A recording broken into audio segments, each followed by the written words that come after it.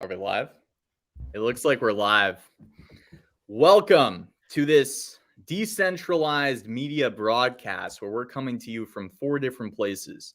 Today we have myself, Jay Crypto, and then we have Subcritical as well, somebody that you definitely know in the Cardano community. We also have a 3D, well, actually the real Timmy. You know, it's really good because I remember it's good that you doxed yourself, Timmy, as like a cat. Yep. Because I do remember when you were in Twitter Spaces before you doxed yourself as being like a cat. You were this guy was telling people he looked like Mufasa, so it was good to see that he's the real deal. And we also have a legend in the building, somebody that I've been watching pretty much since I first got into Cardano, which is Army of Spies. So AOS, why don't we pick up where we left off, and why don't you tell us a little bit about what we're doing here? Today, we are going to be live streaming the Pavia Plaza live test event, which is a lot of words. It kind of implies there might be another live event, but this is definitely the live test event. We are actually going to be inside the Pavia Plaza Cyberpunk district in just a few seconds. We're logging in right now. We're going to talk for a second about Pavia in general, and then we're going to go right into the live event. Whoa. Dude, so don't go away. As you can see, Subcritical is on fire. He's working so hard to log us in. He's actually on fire right now. Yeah. That looks like a technical difficulty. Subcritical, what's going on in the back end? Because what we'll be doing too is streaming Subcritical's experience. We're going to be like Joe Rogan's, and we're going to be kind of commentating on his experience. Subcritical, can you give us a background of what's going on in the back end? Yeah, so I have the app. I downloaded it earlier today and got all the updates. I'm currently loading my Ready Player Me avatar and trying to sign in. Perfect. So while Subcritical is doing that, why don't we each talk about sort of our, I think all of us kind of have a little bit of a personal history with Pavia. I mean, it was really the first big metaverse project to sell off land parcels in Cardano. And it was such it kind of came in almost in a stealth manner. Like nobody really knew what it was going to end up being. Here we are. We're actually walking around in Pavia today. But what did you guys think when you guys first saw Pavia as a thing in Cardano? What were your first impressions? You know what? I can maybe go first. What's really interesting here at AOS is I discovered Pavia on your channel. It was, I was a fan of your channel for a little while, and then I saw you do a presentation about Pavia. And that's what made me really interested in CNFTs. That was the first time I even looked at or knew about CNFTs. And this was maybe in October of last year, I think, right before like the first land mint. And that was the first NFT I ever bought. And I started my channel like maybe a few weeks after that. And so it was actually a result of your video about Pavia that made me learn about CNFTs and then start my YouTube channel. And it's been a long journey from since then. So Pavia was the father involved in Timmy's birth. That's right. I saw your video and I thought, hey, I could probably do a lot better. Let's create my channel. Just kidding. But it motivated me to do something just NFT related. Yeah, that was like the night. I think that was the day before the mint, or like the night before the mint, or something. It was really close to the mint. And at that point, we really didn't know what it was going to be, because we'd already had, I won't name the project, but we had another project that came before that looked like it was going to be a metaverse and turned out, at least in my estimation, to be more of just an art project. And then Pavia came along and they were like, at least they've got actual land parcels. Right at the start, it was obvious they're going to be selling off NFTs as actual land parcels. That struck me as a step forward in Cardano as far as metaverses went. How about you guys? Subcritical? Yeah, so for me, finding out Pavia was just like, I was on Twitter one day and I saw it pop up, and then I was like searching everywhere because like nobody knew anything about it. And I was a little like skeptical. I was like jumping in spaces and like going in Discords and asking if anybody knew about it. I think I have like a tweet like asking like, is this real or a rug or what is going on? And then I was like, you know what? If the mint price is cheap, I'll go ahead and dive in, and just went and got some. Dude, that's Subcritical is I think Subcritical's tongue is out. It's actually cracking me up. I don't know if you guys can see that. Yeah, like if you hit W, my tongue comes out. It's wild. Oh, okay. Okay, so maybe that was intentional. So when I was typing around and like moving things, it popped out. Yeah, no, that's good content, man. I love it. Yeah, it's so I'll give my quick spiel too. Pavia, man, it's been a long ride, hasn't it? I think what was great about Pavia was, I think in like January-ish or December-ish, I realized that they were taking a completely different approach because they started to offer like this kind of they kind of like started to put out slowly. We want to work with the community. We want to give a style guide to the 3D developers. And maybe, I don't know if AOS, you might be pouring a drink for this story, but I was just saying that it's kind of funny because a lot of games that are also viewed as metaverse projects haven't really done that yet, where like if there's talented 3D developers that aren't working for the company, they can like already start and work alongside with the project, give them feedback, and build alongside with their iterations of their builder tool. You and check out the style guide and try to build assets right now that are kind of stagnant, but eventually I assume that style guide will also be duplicated into a style guide maybe for game development. And I was doing a space the other day, and it's been interesting hearing Paul Emanuel's recent thoughts about procedural generation. And I think it's going to kind of come together in this decentralized fashion. And what's great about Pavia that really separates itself for me is it's always felt like we've had the chance to kind of build alongside it. And it's taken actual grassroots like community members that were into Ada and Cardano who had a 3D development background. And literally they've now become part of like this little micro economy of getting contracted to build a 3D asset for projects and brands and people. And there's like this verified PCA creator program that anybody, it's like open, and I love that. And that's what I think is probably going to be the bigger strength of something like Pavia. And one more thing that got me excited about it is this was all done before the project launched. So this means that we're not going to just have this. I was in Decentraland way, way back. Like there was nothing in Decentraland other than maybe the plaza. Maybe a few people bought just a bunch of land. They had these, it just was like, it was just ridiculous. Like there was just barren land everywhere. And then there was like this big, thing that looked like a casino that you couldn't even interact with really yet. And then I didn't go in it for like another year and a half. And then last time after that, it was like much more populated. But it had this track of being started with like no assets. I think Pavia is going to look a lot different with procedural generation, with the ability to have, some stock assets that we can build with. And then, having this sort of micro economy of verified builders that you can, get ready for and get a look and feel for your brand or community and have that 3D representation and something like a Pavia for it that Discord just doesn't offer because Discord's 2D. Those were some of the elements that really got me excited about it. What about, so I think right now we should probably check back in with Subcritical. Subcritical, how's it going? Because I heard from Ross that the servers are filling up pretty quick. Yeah, so I'm currently logged into Pavia. I know I was just kind of like letting it load up a little bit. There's some a little bit of craziness going on. I guess I can share it. But then if you want to mention the music thing, so we're gonna have to figure out how to mute it so that way we don't get any copy strikes and stuff like that. I think if you mute on your tab, however you're in there interacting with it, I think we'll be okay. We may also be able to mute it here, but I think if you mute it there, it's probably more foolproof. Yeah, I was looking for like a sound option, but I don't see anything here. I just see normal controls of like moving around. Dude, ElGooch says that I have the best AI filter on. I'm not sure if that's a compliment or an insult, but I appreciate it, ElGooch. Thank you so much. I know it's a probably a tough competition with these guys, but I'm glad to have made it to the top of any competition because I'm here to win. Whatever we win, I'm here to win. Hey, should we go check out the we've been talking about Pavia. Should we take a first look before we jump in there? Should we take a first look at the map and just show everybody what the current like 10,000 foot aerial view of Pavia looks like before we're actually on the ground there? I think so. Let's do it. Maybe I can share my screen for this part. Here we go. Are you guys able to see that okay? Yep, it's there.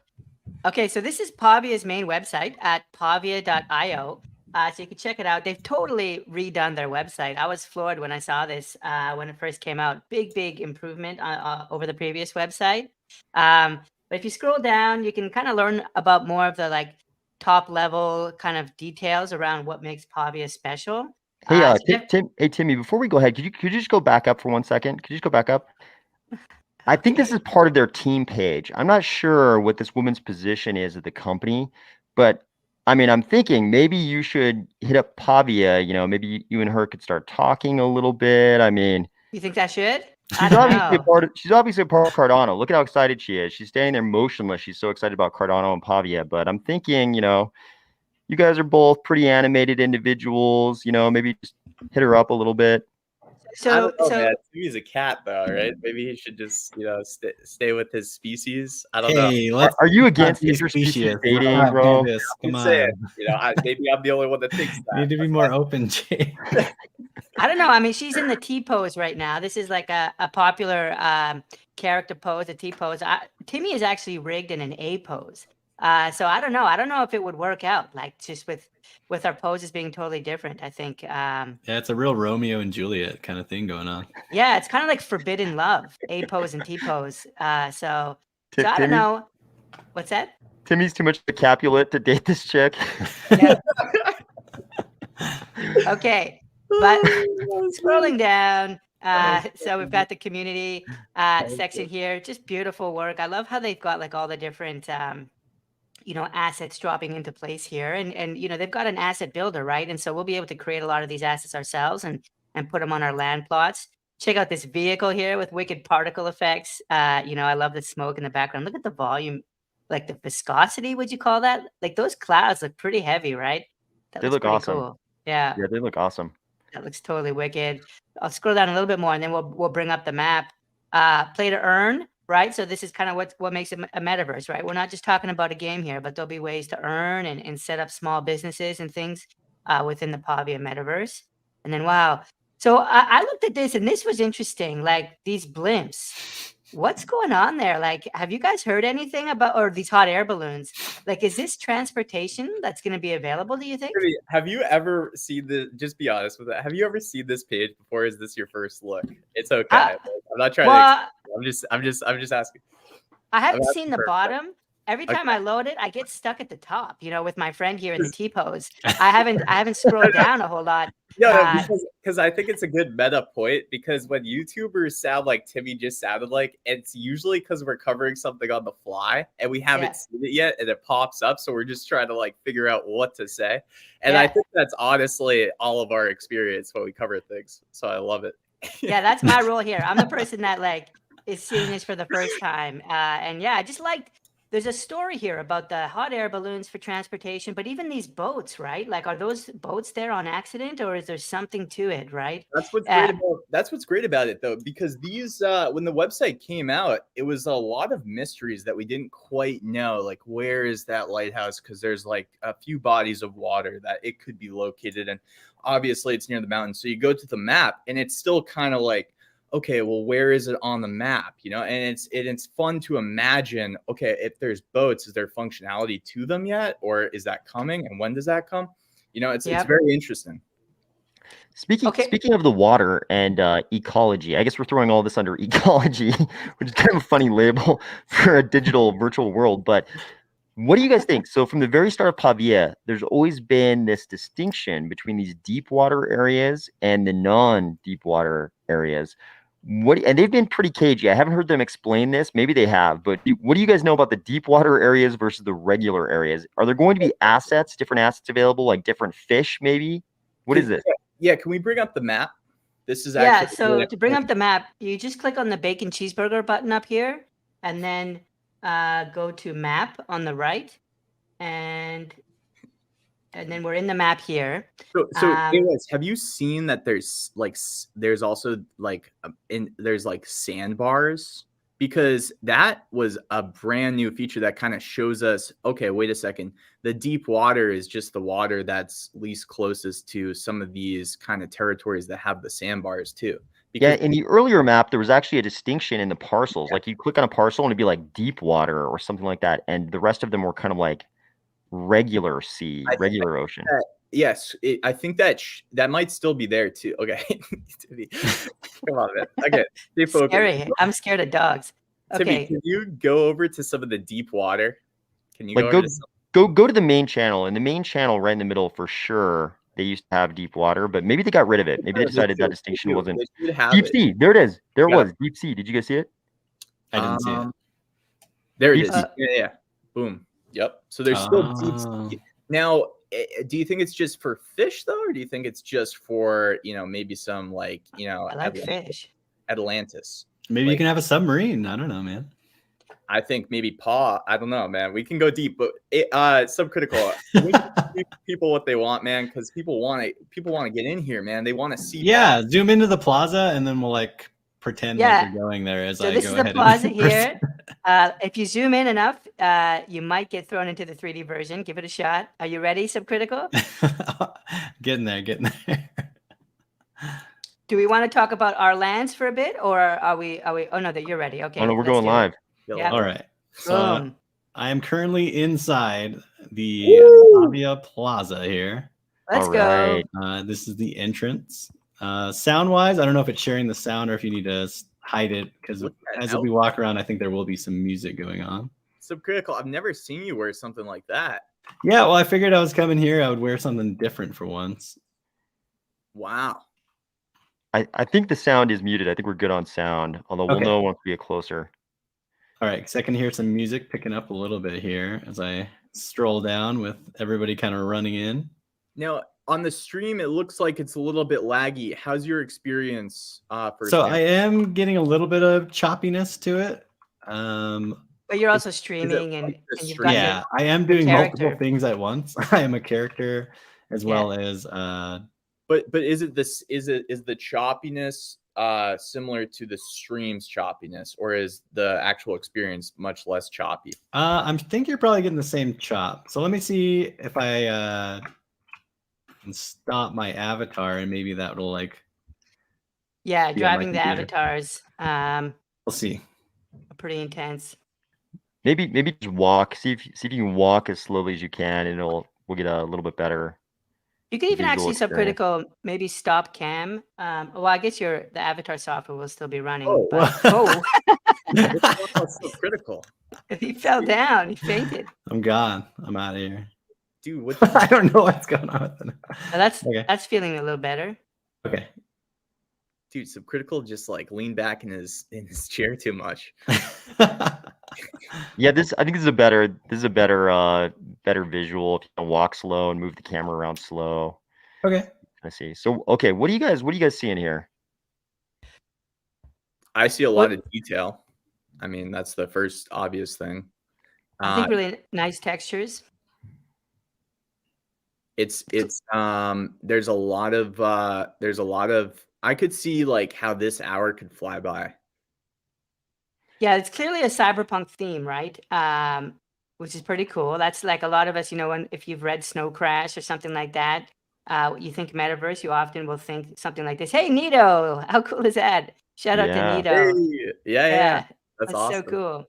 So I like that there's an area here that's going to be kind of your typical cyberpunk kind of Metaverse, Ready Player One feel. Oh, what's that poster say? Oh, it's manual. How I built Apex in my garden shed. That sounds very interesting. I kind of want to watch that.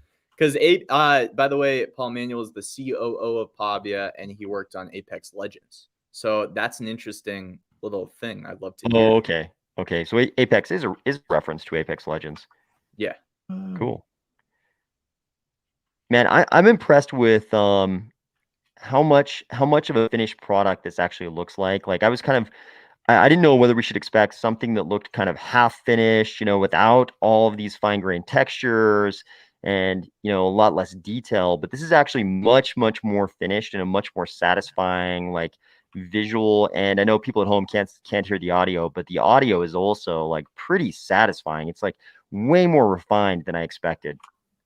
Dude, there's I a agree. lot of people in the server too, and I think they have multiple servers because each right now how they're doing the test event is they're gonna have servers capped at 200 people, so they might have like a few different servers running, and I wonder if this one might just be capped too because this is a pretty big space, and I'm already seeing like people just running around too past subcritical, so there's probably a lot of people. Yeah, and there is an interact button, but I don't know if there's anything to interact with, so I'll be looking out for that. I think Sorry, one important thing to calibrate on earlier is you know, if you think about the other two big metaverses on other chains, right? You've got Decentraland and then Sandbox. And this to me has a completely different look and feel, a completely different aesthetic, right? Clearly, like compared to Decentraland, there's a lot more geometry here.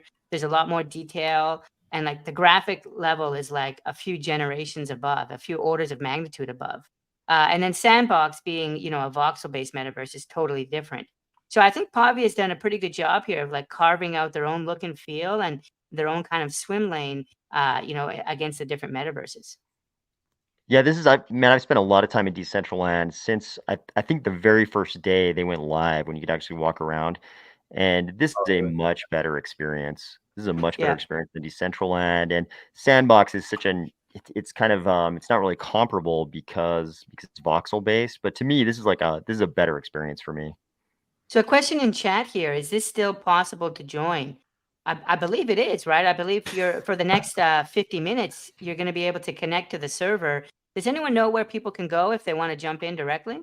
Maybe check out Pavia's Twitter. Yeah, there are links there. Yeah, the quick rundown is it doesn't work on Mac yet. It's a downloadable deal, and the thing is, eventually it's going to work on Mac too. And they're going to have more events like this later on too. If you do miss this one, which is why we wanted to create some content for people that are either working or have they're just predisposed to other engagements. One thing I just wanted to mention though was subcritical. There's a ginormous looking vehicle somewhere, and I want to challenge subcritical to see if he can find it without us telling him where it is, because it is like a giant underground sort of like spaceship looking thing that I've seen on Twitter. I've seen it. Oh, wait, look at this. Hey, J Crypto. I know that guy. Look at that. Very cool. Are those pumpkins or what's that stuff at the bottom? What's the orange stuff? I don't know. I think they're okay. It's like pumpkins. Dude, those are obviously pieces of challah bread. it looks like challah bread, actually. And I'm just wow. That bread. Gestures, that's cool. Oh yeah, I guess I can dance. Nice. You're kind of a shuffle dancer. Yeah, we can wave to some people or give them some thumbs up. Dude, for all of those who saw Subcritical's moves at CNFT-Con with the experience, man, it's good content. Yeah, Jay was out there on the dance floor getting down. Yeah, with Cardano Poppy and his buddy from Meta, an engineer from Meta. But anyways, yeah, I think to not gloss over, I don't know if the whales are an homage to Ada Whale, but there's quite a few whales, and people are thinking that it could either be an homage to Ada Whale or just a demonstration that they can have these like almost spirit-looking, moving giant whales. And maybe there's one spot where you see the big whale too. And I think if you jump off the cliff too, you can, maybe not here because you're going to run into a border, but you can jump off the cliff and you go somewhere. Yeah. And I see like different styled avatars. Is Ready Player Me supported already in this version? Yeah, I'm my Ready Player Me avatar right now. How cool is that? Yeah, that was a dinosaur. Oh, look, DGen Tunes. I didn't know they were in here. Yeah, there's a T-Rex you just walked by. That's so cool. So Subcritical, just so you know, Chilled Kongs, yeah. So you still haven't found You haven't accomplished the challenge just yet. I'm just gonna remind him real quick. So just remember, there's a big spaceship somewhere under gravity. Yeah, I'm just kind of wandering now, kind of looking at things, and then I guess we got to get going on that. Yeah, I mean, yeah, it's cool if you want. Yeah, you can make excuses or try to find. It's all good, man. I'm rooting for you. I'm rooting for you. He's just kind of enjoying this virtual experience. Yeah, everybody lives life at their own speed. Let's just give him some time. Dude, another thing that was interesting is there's 2, I think, boxes in that video that Ross sent us AOS that look like you can almost interact with. I wonder if we can find at least one, what it would look like. I think that info is embargoed for like another 5 minutes. I think we have a press embargo on that for another 5 minutes.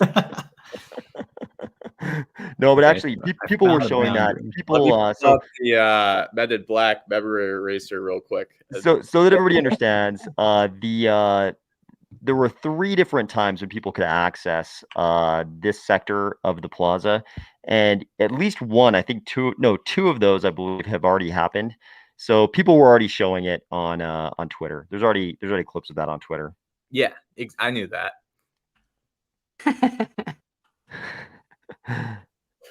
Okay. So what am I looking for? The 3D model of Mukasi, that was a cool feature that he ran by. Voice chat's coming to this. I'm excited for when we do have voice chat. And there's the big one. Whoa. Oh yeah. And you can kind of jump. You can kind of jump over a lot of these barricades. Let's see. Is that one too tall? That one's too tall. Yeah, that one's a little bit too tall. You can also kind of double jump, man. Just yeah. Oh, there we go. Here we go. Where's he going? Oh, whoa! What's up now? What's up now? Whoa! We have crossed the river Styx. We are now in Hades. Hey, dude! Spaceship Congratulations! time. I knew that you were up to the challenge. There it is. Looks like somebody beat you to it, though. Whoa! Is that who's this? Are they meeting me here? Is that Ross? No way. No, that's not Ross. That's not Ross. Bobby Ross, if you're in the chat, feel free. I think you can comment on AOS in Timmy's stream. I'm not sure if people's comments are coming through on mine. I was having an issue with that on previous streams on StreamYard. Got to figure that out. But I think if you're here, feel free to jump in the chat and comment, and we'll bring you up. There we go. Oh wow! Whoa! You found some merch, bro. Whoa! Your browser will open. Whoa! Oh shit! Did it open a browser? Yeah, it did open a browser. So I have to connect my Nami or my internal wallet, and I can pick something up. That's interesting. Cool. Okay, so that's how the blockchain integration is working right for now. It's go to the browser. Okay. I wonder if that's temporary. I bet it is. Because you didn't create a wallet or anything, right? When you join. Normally for these metaverses, you'll create a wallet at the beginning. But so they're kind of leveraging Nami. That's cool. And Subcritical, you were going to fractionalize whatever you get into 4 pieces, right? For the rest. Yeah, I'll let you borrow my shirt once in a while. Not sure that's the meaning of sovereign asset ownership, but okay. Dibs on the right sleeve. Okay. What's over here? This looks like a little interesting place. Dude, it's a lounge, bro. Oh man. Whoa. What's this? I wonder what happens if you click on that. Whoa. That was like a secret door. Oh wow. Wait, but the other significant thing is like District 4 being a disco. What if it's like what if they mean District 4 could be like a disco world? Because we have the Japan, we have the Cyberpunk, which is what this one is. Maybe District 4, that poster, it said disco. Maybe like so kind of vintage, like 70s. What was that? Can you show us that one more time, Jay? What were you doing there? No, it's a one-time only deal. I saw a gesture. It's just like it's just a tease. Now you got to send me some ADA if you want to see those moves again.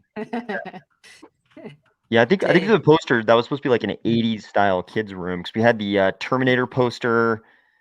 We got the fat 80s skateboard. I actually had one of those in the 80s.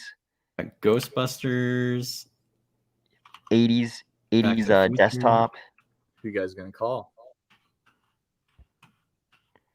Am I trapped in here now? I can't get out. I just think that it's cool that they have even secret rooms, though. I think, oh, you don't know how to escape, dude. You got to find the way to escape, bro. I don't know if I have to, or I can just respawn somewhere. Yeah, there's Yeah, we're kind of stuck in here. Whoa. Oh, how did you do that? And we're out. You can respawn if you just hit R. So. Okay. Okay. All right. What other secrets how many secrets are there? Dude, look under that platform. Look under that platform that you just came off. Oh. It's like a control room almost. Oh wow. I wonder, what do you guys think that is in the middle? I don't know, an energy source? A POV? Like maybe the POVs are in there? I don't know if it's the pause, man. I think Subcritical might be using his expertise in accurately decoding the data that we're receiving here on what that thing is, which is an energy source, potentially. So is that like my avatar would have a sense of stamina and slow down or something? I know other metaverses have talked about having stamina. Hurricane kick. Oh wow. Oh, dude, Very aggressive. Very aggressive. Yeah, so that's an interesting one. It's just such a big place. There's a lot of other things to probably explore. I wouldn't be opposed to slowing down in some of these spots where you see some kind of content too. Yeah, I would second that. If we kind of go slow and take a look, we can kind of appreciate the handiwork of the Pavia virtual world builders. Yeah, it looks like there's a lot of people dancing over here. You can do the Macarena. Oh yeah, dude. Some of those tweets of videos dancing in this event were going crazy. I love. Is anybody in chat in here trying to meet up, or? I love the realism that's though. Ross, bro. That's Ross in front of you. Is it? Yeah. Waving? That's probably Ross, dude. I do love the realism though. Everybody that is there should do the hurricane kick. And then we should get like a little, because we can flip this. Everybody do the hurricane kick. This is highly realistic though, because the dance floor, like any crypto event, is a sausage fest.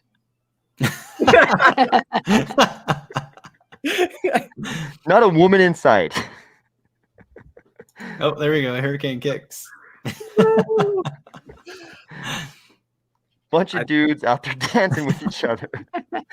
Zero women involved. Like it's like river dance. It is. It's like Michael Flatley. Michael Flatley built a metaverse. Bro, look at this Hurricane Lee extravaganza. Look at this Hurricane Lee extravaganza. Let's go, dude. This is how movements are started. This is how movements are started. This place will be known as the Hurricane Kick dance floor. It's an orgy of hurricane kicks. Some fiddle music. Dude, this is how movements are started. Yo, we got more people coming. Look at that. We got a lot of people here. Flash mob. Let's go. Yo.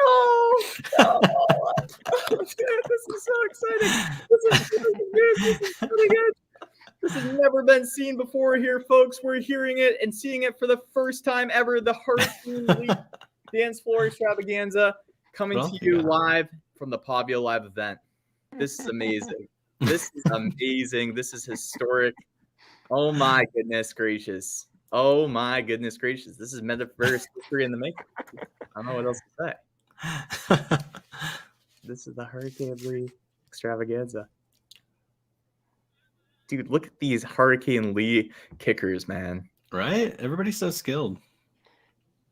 Hey, Subcritical, could you look up above the stage? Just position your camera so you can see. Oh, yeah, that's what I thought. This is a Nano themed stage. Oh, wow. Nano stage? Yeah. I love that they kind of showcased one of our homegrown Cardano music guys. 100%. Nano's totally solid. I love that. Yeah. Is it Nido or Nido? I call him Nido. I was gonna ask the same question. I have no idea. It's Nido. It's Nido. It's Nido. Okay. And there's actually a huge community of these homegrown Cardano musicians. It's funny because shout out to Crime Fighter, shout out to the Listening Room.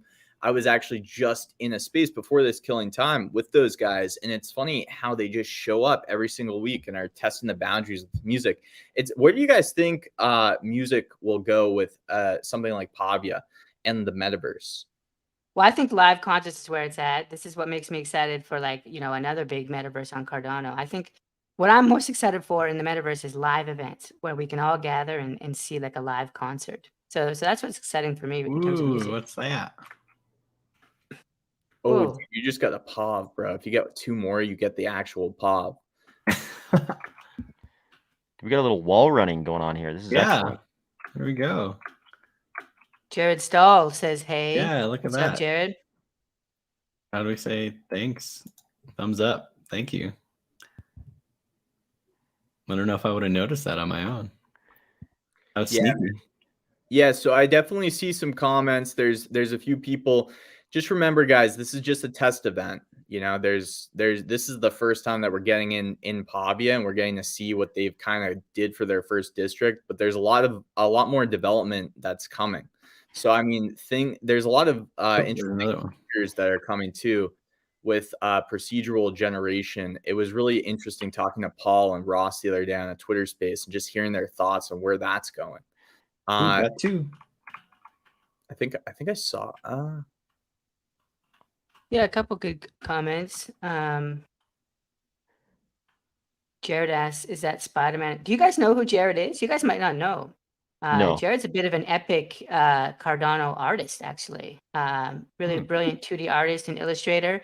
He's actually the 2D artist for a project Raccoon Syndicate. Yeah, he's just super, super talented. So shout out to Jared. Oh, look at this. Shout out to the mods too. Like Legends of Pavia. Ritos, if you are hearing us somewhere in the metaverse, we love you. And all the mods. Shout out to all the mods. I think one of the really big shifts forward for pretty much all of the Cardano metaverses is going to be when they add in audio chat. Because I'm kind of like Timmy. I think for me, one of the most enjoyable things will actually be events where we can get together and communicate with other people inside the Cardano ecosystem, whether it's watching some kind of a performance or we're just kind of hanging out on a random Friday night. I think that's gonna be the thing that's really fun, because otherwise, if it were just like a singular experience, if each individual person inside this virtual world were just kind of interacting with the world and they couldn't really interact with each other, it's like a much more limited experience and almost not even like a human experience. But the second you can actually talk to other people and communicate, I think it becomes a social human experience. And in my mind, where that goes is somewhere where it's kind of hard to draw a line between what social media is and what a metaverse experience like this is. Because right now we have like people get a lot of enjoyment out of communicating with each other via text only, basically on Twitter. That's like a huge portion of what goes on in Cardano. But the second we can actually talk to each other with voices, I think a lot of things change. I think there's a lot of like understanding between people that happens when you can actually hear each other's voices that doesn't happen when it's text only. One thing I'm noticing is at the bottom left, there's a player count. You see that? It says there's about 80 players here. If you go near like a black wall, you'll be able to, there you go. So that's kind of cool. We can see how many players are in the server. It's going up and down in real time. That's probably just for the test version, but even just with 80 players, it feels populated, right? Decentraland often feels like you're the only one in the world. Super barren. Yeah. And I think it's part of the level design. Like Decentraland is very, very open. It's basically like a flat ground with buildings placed here and there. Whereas the level design here in the plaza is set up where, the area where the players are going is limited. And so it helps create clustering, and there's like avenues of traffic. And so it's a different level of level design. And where'd they go? One thing that you ran past too was Architect Beats. Now I don't know if you guys know much about Architect Beats, but they're pretty legit. And I wonder if there is anything more over there that we could almost explore, because it looks like they're somehow maybe working alongside or maybe building in Pavia. I don't even know the full extent. I think I was supposed to jump over that, but I didn't. But I did notice those billboards there. And yeah, AOS, I think you're absolutely right. It was actually Paul said in the Twitter space, it was one of the first things that they actually integrated was audio chat. They just left it off for the purposes of this test event to make sure that everyone loaded in correctly, what data they can get back and tweak once this event is over, which is why it's a limited event. And for a test event, I'm pretty impressed. Like, you could imagine us not being able to connect or having like a really bad queue or some kind of, glitch or poor performance. But, so far everything's technically running pretty smooth, right? Yeah, and I mean, I think it's like very possible that any lagging people are seeing right now is due to the fact that we're running this through streaming software, and there's a couple extra things going on. Because the videos I've seen on Twitter of people who were previously in How are you gonna get there? the Asia and Europe events were pretty smooth. Yeah, and I think also like, I know Subcritical like had software running like for his avatar and it's got a stream here. That does take like quite a bit of CPU resources. So Yeah, we've got a lot going on. I'm doing a lot right now. that's why I was considering like logging in myself, but I knew there's no way that I could have like two versions of Unreal running, basically. So We could all just have our own stream going on inside our avatar boxes, like we're all simultaneously inside. I don't even think I had the app closed. Let's see if he's up more. Is that looking People are asking us what server we're at. And on my we're in the California one, I believe. Maybe back away. Yeah, okay. We're in the California one. Is that looking better now? I started closing a whole bunch of stuff on my computer. Got it. Looks the same. Does it look the same?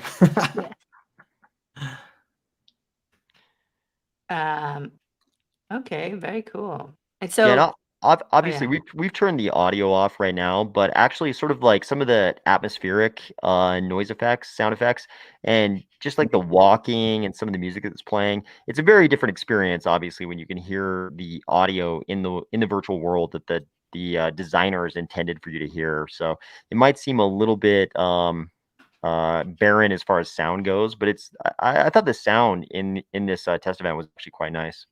Dude, and another thing, just really important thing is, dude, we didn't show it because we are not going to interact with Subcritical's wallet live on the stream, but there was a claim of an NFT. So little things like that are impressive to me to just like see that they made the effort to show us, because yeah, sure, you get the merch and most people don't think like, okay, wait, actually they're showcasing to us that there's NFT technology interacting with your experience in the metaverse that connects with your wallet, all behind the scenes. And yeah, and collectibles, like it's kind of like the scavenger hunt event that we're on now. And you can imagine projects, CNFT projects, or brands. You can imagine a brand having some kind of a scavenger hunt for different sneakers placed around the world, and maybe you win, some kind of a sneaker coupon or an in real life sneaker. Things I want in the future, I would probably say, and I'd love to hear what you guys think too. And then we'll play a video with sound probably later. Right, AOS? We'll probably play that towards the end of the stream. But I think without sound, maybe. Yeah, we have to play without sound because of the copyright. Oh, yeah, my bad. There's copyrighted audio. But things I would like to see in the future, obviously, is even just wow, look at that. The horse, yeah, so cool. Look at that. It's animated, right? It's moving the legs. Jeez. Wow. They didn't have to do that. That's a total flex. I like it. Yeah, I like it. Dude, I would like to see in the next event or in a future event some like little like mini games, like something that shows us, okay, wait, and maybe it doesn't come for a few more live events, right? Maybe they're really working on the infrastructure first and trying to separate themselves with the tooling and the infrastructure, and they're going to be showcasing that, dripping it out in these test events of these different districts. But what I'd like to see is just like, okay, now that we've explored, we have these little games that we're playing in our heads of like collecting POVs to get a POV and finding these challenges that we're given to Subcritical. It would be cool to see some like gameplay. And I think that's the next level for a lot of these open world metaverses, is to really explore the territory of gameplay. Yeah, that'll be super interesting once they introduce some more gaming centric kind of things. You know, I was just thinking, I couldn't figure out what the giant floating well in the middle of that open area reminds me of, but it's super reminiscent of one of the missions in Cyberpunk, the game, where you're kind of I forget what you're doing. You're like ambushing somebody during the middle of a parade. It's like very similar to the way they've got that well set up. Oh, that's interesting. Is that a Ben and Jerry's logo? Can you go back, Subcritical? What? I just, yeah. What is that? Oh, yeah. It's Hayes and Borg is what it says. Okay, AOS. Let's go to your knowledge. Do you have any idea what that could be homage to? I don't know, dude. You're talking to the wrong guy for ice cream, desserts, any of that kind of Well, stuff. no, it could. Well, I don't know because you just pulled out that cyberpunk, meta, and I don't know if there's a cyberpunk reference in that ice Oh, cream. you're saying from okay, from that perspective. I don't know. I don't know. Haze. Haze. I'm sure. I wouldn't be surprised if they are referencing something, but I have no idea what it'd be. It looks like they put a lot of detail into some of these references potentially. So Cardano, funny. Cardano does have NFTs, by the way, if you didn't So know. funny. Super hilarious. Somebody was mad enough to graffiti that and do public, defame the public space that they just needed to get that out. Here's a Did question you? for you guys. What do you guys think about this? So obviously, there's a bunch of different directions you can go in as far as how PG or R or PG-13 you want something like this to be. And it looks like, at least for this test event, it's pretty PG, but you could look at some other, similar worlds like Cyberpunk 2077, and it's like very much not PG. And I mean, there's a different audience size, right? Like some people just aren't going to play it if you have like bars and brothels and stuff in a virtual world like this. Even just those, things that are obviously, brothels and bars. But what do you guys think? What's in crypto? Just given the character of crypto, what do you think is the right direction? Do we stay super family friendly Disney PG, or is it better to go in that more adult direction? What do you guys think? I'll just give a quick take on this one because, I'm actually really excited about Pavia, and this was the right amount of information I needed to see today to be excited about it, and it did probably surpass actually some of my expectations. I think we just are really early for even considering that conversation because Paul said on the Twitter space, yeah, we don't want to be a prude metaverse by any means, but there's a lot of challenges with sort of either decentralizing that out. And now I'm just going into kind of my own interpretation. I'm not quoting him, but you can go and look at the Twitter space, kind of creating an effect where people can govern their own maybe local districts or maybe even plots have some sort of differentiator between if it's going to be PG, if it's not going to be. And the last thing that anybody probably wants is for like an 8-year-old to be able to access something like a Pavia or another metaverse and maybe be exposed to something that maybe their parents wouldn't want them to.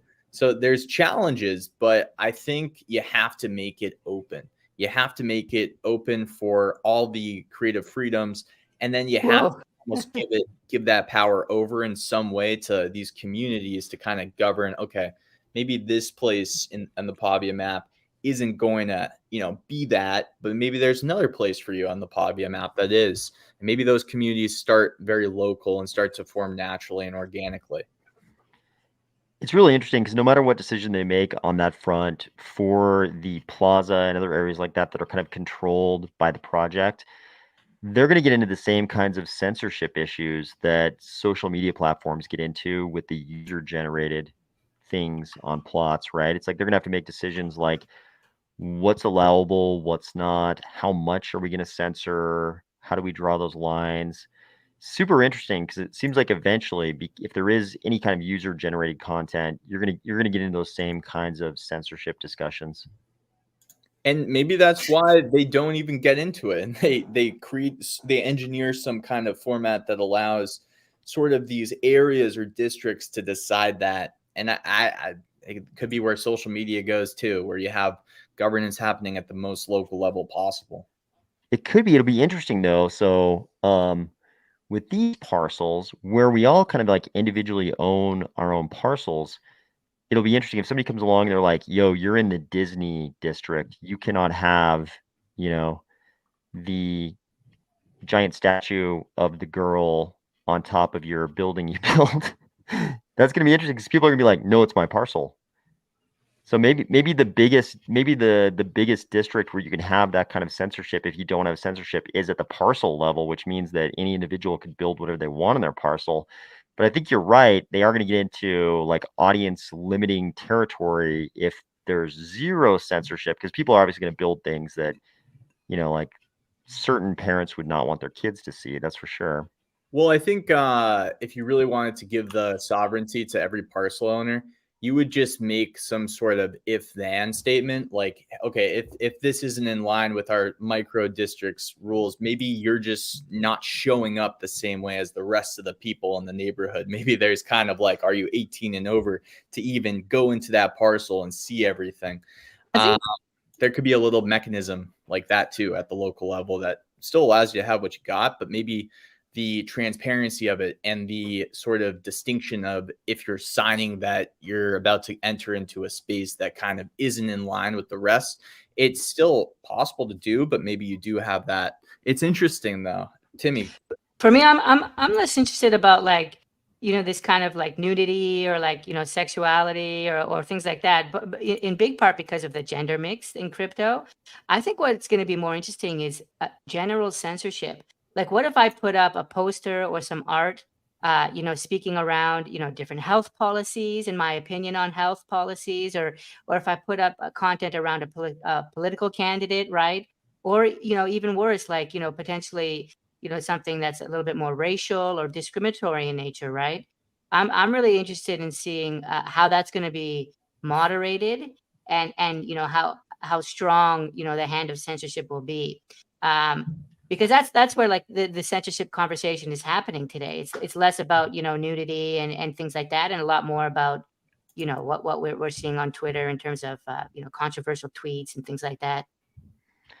Yeah, it's true. I mean, there's a whole. It's like pick any topic where we got polarizing positions that could be taken, and I think it's like you've kind of got to decide what level of censorship you're going to engage in, sort of broadly drawn. Like, is there going to be zero censorship? Is there going to be some censorship? Is it only things that are illegal in certain jurisdictions? Is it that we're going to have, we're going to decide it's going to be Disney universe? Is it going to be, R-rated universe? I mean, it's like there are a whole host of different topics, but at some point you got to decide what level of censorship you're going to engage in.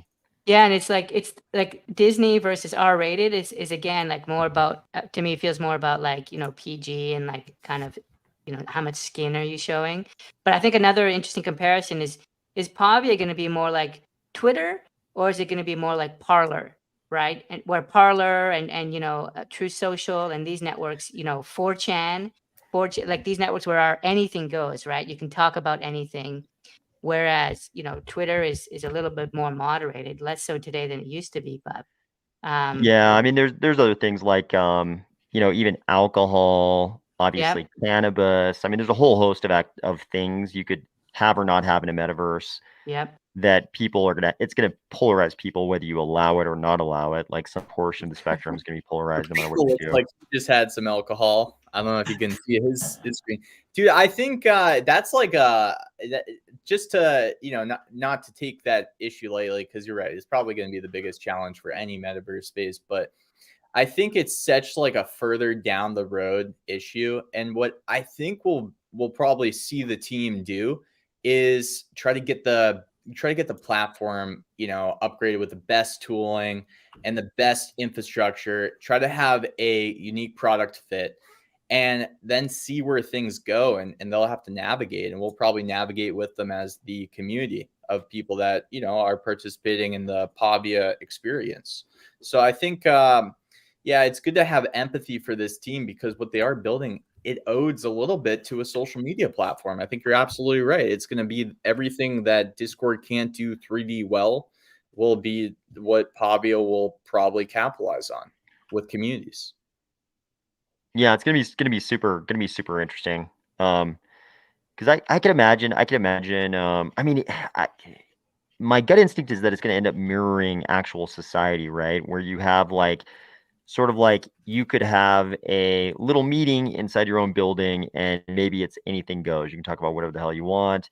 Right. But if you're in the public square, they might have rules about, talking about all these different topics that are polarizing we talked about, which actually that's a bad example because it's kind of the opposite of society. The public square is supposed to be the free speech space, kind of classically in a lot of Western liberal democracies.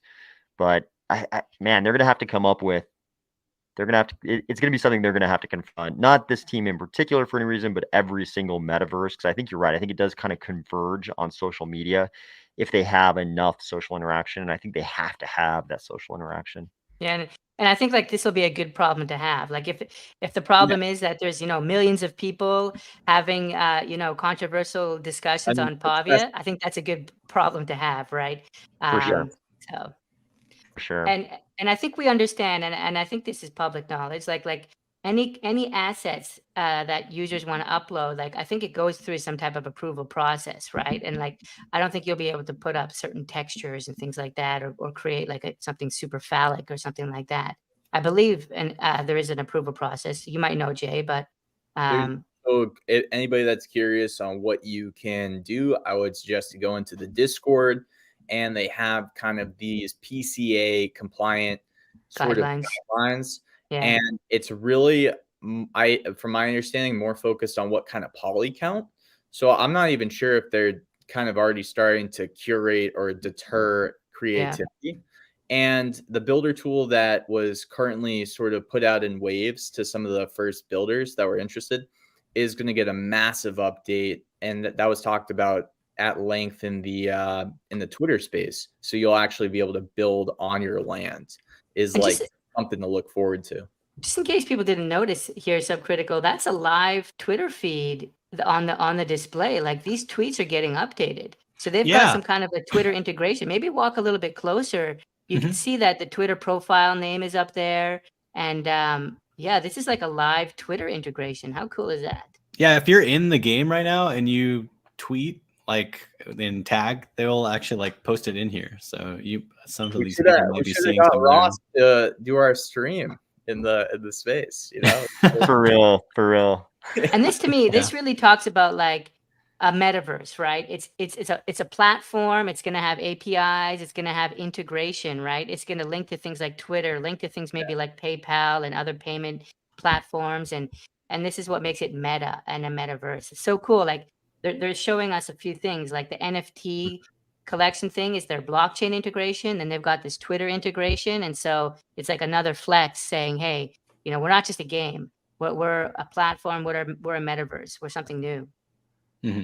So I have some good comments. And I know it looks a little laggy. I'm actually going to switch to my OBS and see if I can stream through there. Instead of having me on here, it'll be OBS, because I feel like you're like it's getting really choppy, and I don't know if that's just because of StreamYard, because it looks fine for me playing the game. We might jump to a video too. Oh yeah, we will show the video. So just to make it clear, it looks better playing it than it does on StreamYard. Yeah, definitely. Like this, it's not as choppy as you're seeing in StreamYard. Now that I have StreamYard pulled up on the side watching it, like, yeah, like it's fairly smooth. Like what you're seeing is like definitely they're cutting out some frames. I don't know if it's just because I'm uploading to StreamYard. Okay. And if we need like a premium service to get even more stuff, but it looks really good. No, that's good to know.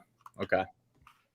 And then like another thing, obviously this is like a new like thing that just kind of came out, because even if you look at other metaverses like Spatial, like they just barely added like some chat where you can kind of like do little chat bubbles while you are talking to people, and they just started adding in like particle effects and stuff like this. Like everything that's being built is like they're trying to give you a product as soon as they can so you can have something to do.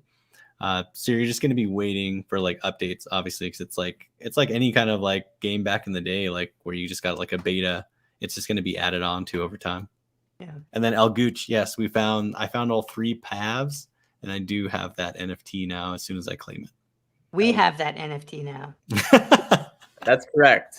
Don't forget. Okay, so just on the record, we have witnesses past just me, AOS, and Timmy that Pav is we're gonna perform we're gonna cut that thing up. We're gonna perform some sort of fractional ritual of the Pav, and it'll be good. It'll be good. It'll. And we are getting to the hour point, right? We're getting close. Yeah, either that or it's owned by our Wyoming DAO LLC that'll govern the activities of that DAO, that POV.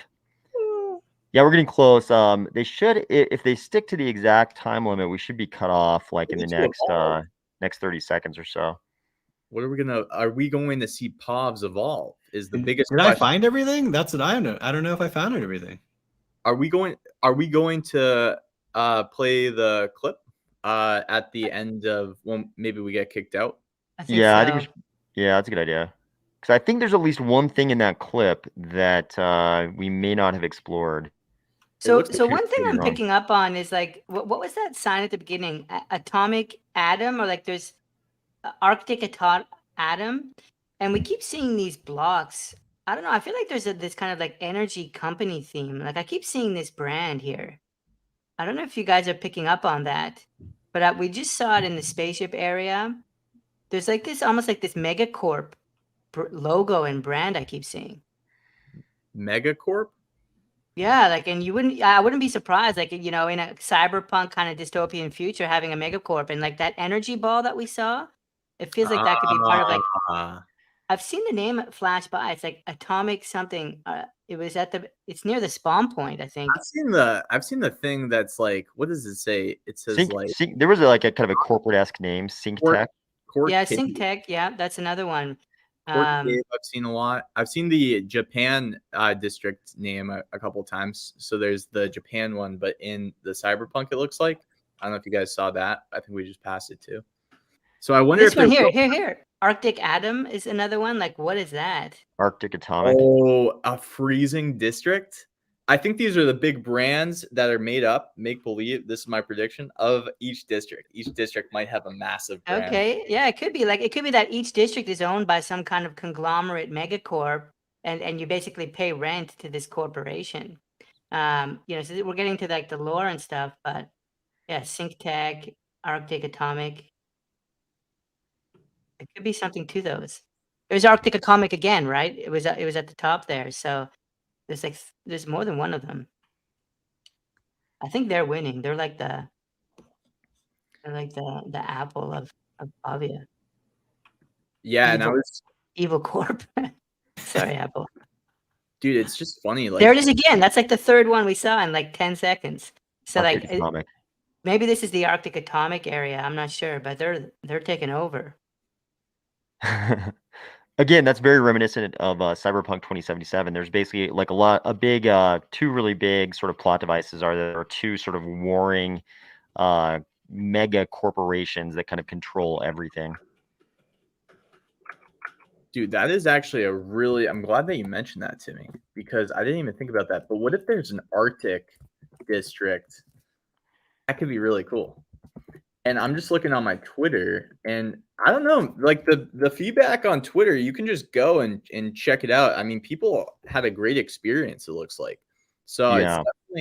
It's definitely been a net positive from seeing this. I don't know if people use a lot of other metaverse spaces, but I know from my experience in seeing kind of the graphics on the video that we got to AOS and seeing how clean it looks, this was a pretty I'm pretty happy with it myself personally. And I think they're going to add a lot more features, and seeing those social media integrations that were pointed out by Timmy, things like that got me a little bit excited to think about how, as content creators, we can really enter this space and maybe even drive traffic to this space. That's a big thing that Paul was talking about this, and the lights just went off. He was like, we want to kind of reward those contributors to the platform that bring in traffic, which reminds me of some of the times that I've been on your stream or whatnot, and we've talked a little bit about decentralized social media. You can somehow reward the content creators for bringing in that adoption. It's interesting. There's a lot of opportunity, I think. One thing we haven't talked about, because we just saw like a VR neon sign near the respawn point, and I remember in the original Pavia video, it was this real life couple, right? This guy and girl, and they put on their VR headsets. Right, and I remember, Jay, you were really interested in, like, the VR kinda Oculus headset piece, and, imagine, like, I don't know, like, I don't feel like we've heard from Pavia about VR and Oculus lately, but imagine having your headset on and walking through this. I think that'd be pretty cool, like, it feels like it would be really immersive with all the different detail and textures they have. Yeah, I I wanna think tr yeah, I yeah? think I think the sign you're talking about says VR cinema too. What if you walk into that cinema and you can have like a VR presentation of, something, movies or something. Like you walk in there and you can actually just sit and watch a movie in VR or something like that. Yeah, like that. There's an Oculus app, like Blue something, I forget, where you can watch a movie, like, and blockbuster movies, like really popular movies, and you sit in the cinema and you can see a whole bunch of other avatars watching it with you. It's pretty cool. I don't know, man. Like I think what do you think the biggest, most important things for Pavia to focus on next would be for a platform like this?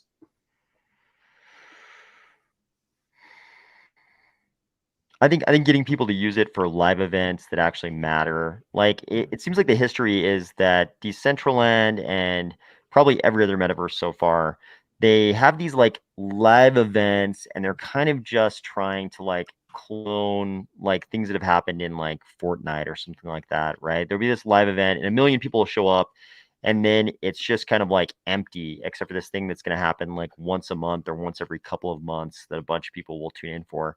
But I think if they could create sort of an organic use of their metaverse for live events, that would be something. Like if people are actually coming in here and meeting, different groups, and crypto's perfect for this because we're already like super tribal and we have we have these projects that are like where it's like a very tight community bond. If you could get them to come in here and actually do stuff, have these live events, I think that would be something. There'd be like some organic use of the virtual world en masse. Yeah, Yeah, have like you tried out Sandbox yet at all? yeah. I have. Yeah, because they just do like little events for each project. So like I think somebody will come to them. Like there's a Playboy one right now. So Oh, wow. Playboy comes to them and they're like, "Hey, build us an event, a world," and then they go ahead and do it. Yeah. I don't know if it's community build or if they hire people to do it or how that works out. So I'm curious if that's kind of what Pavia is going to go for, with like small events first, or if they're just going to open the world and let people build, or like how it's going to work out. We'll see because yeah, like I remember they did one with the Smurfs, which was really cool, and then obviously Snoop Dogg. I feel like, um, I mean, I feel like Clay Nation is kind of going after some, like, at least in terms of creative brands. I feel like they're gonna like do well in terms of having events and kind of integrating with creative brands. Um, so yeah, it'll be interesting to see where Pavia. I think where Pavia is gonna carve a niche is around like integrations, like really broad integrations and APIs, and like be the platform. Oh, did you just get kicked out, Subcritical? Yeah, it's over. The Oh, event is over. interesting. Yeah, we finally got kicked out.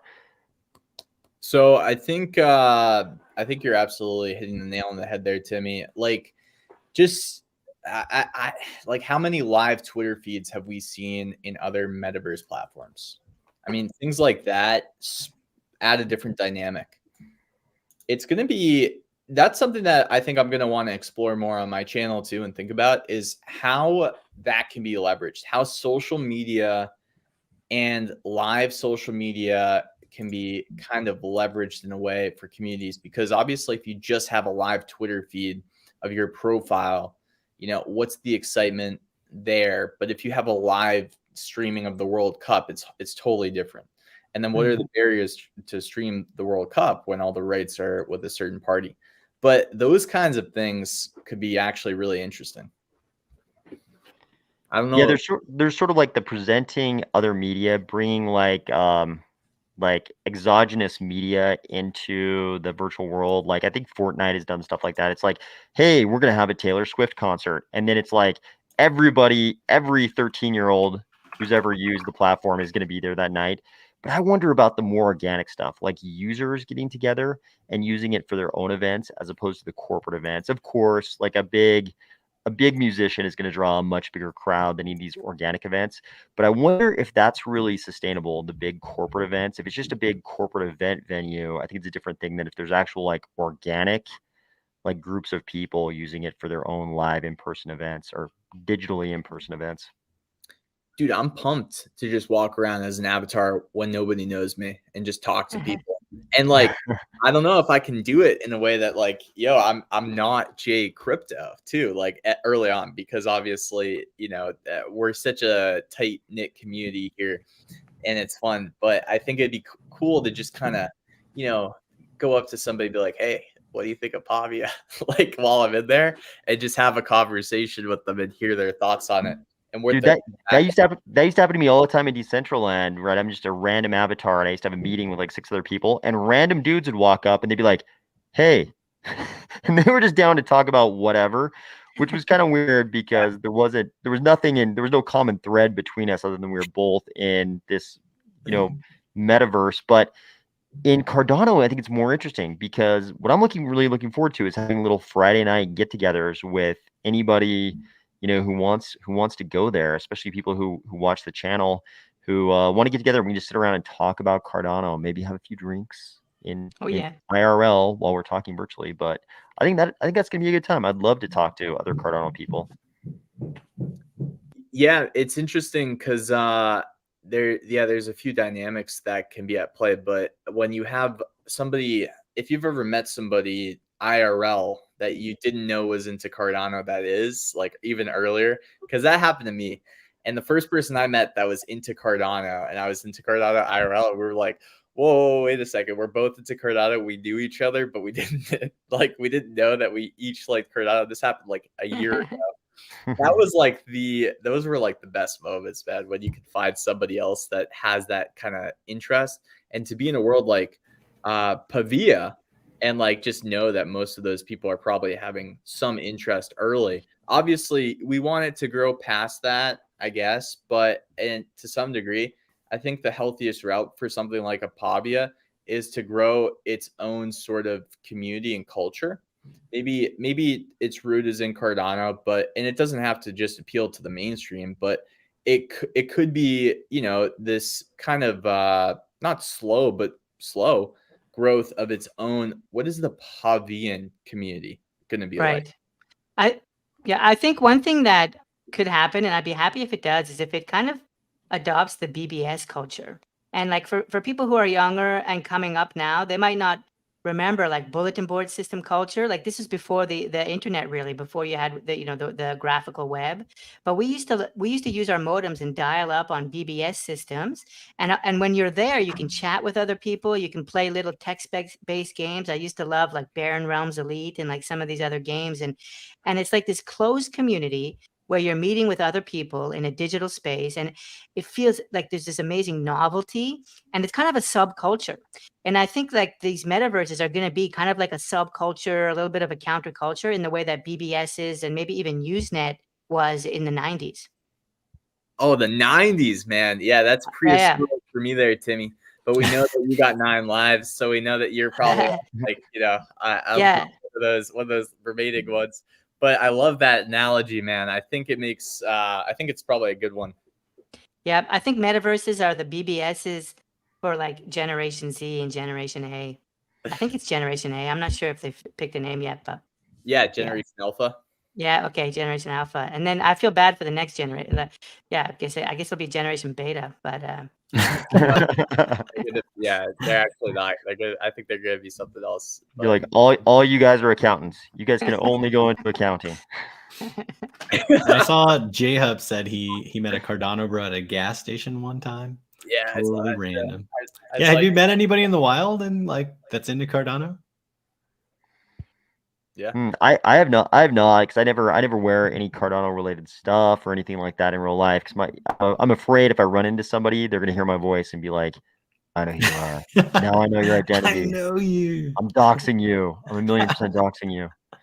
It was one of the reasons why I got into Cardano actually was there was somebody that had a great deal of knowledge about it way back, like way back, you know, and they started talking about digital identities. I remember it was like before Shelley and all the stuff. When I was at Cardano, I was like, whoa, that sounds pretty much like the kind of things that I'd be into.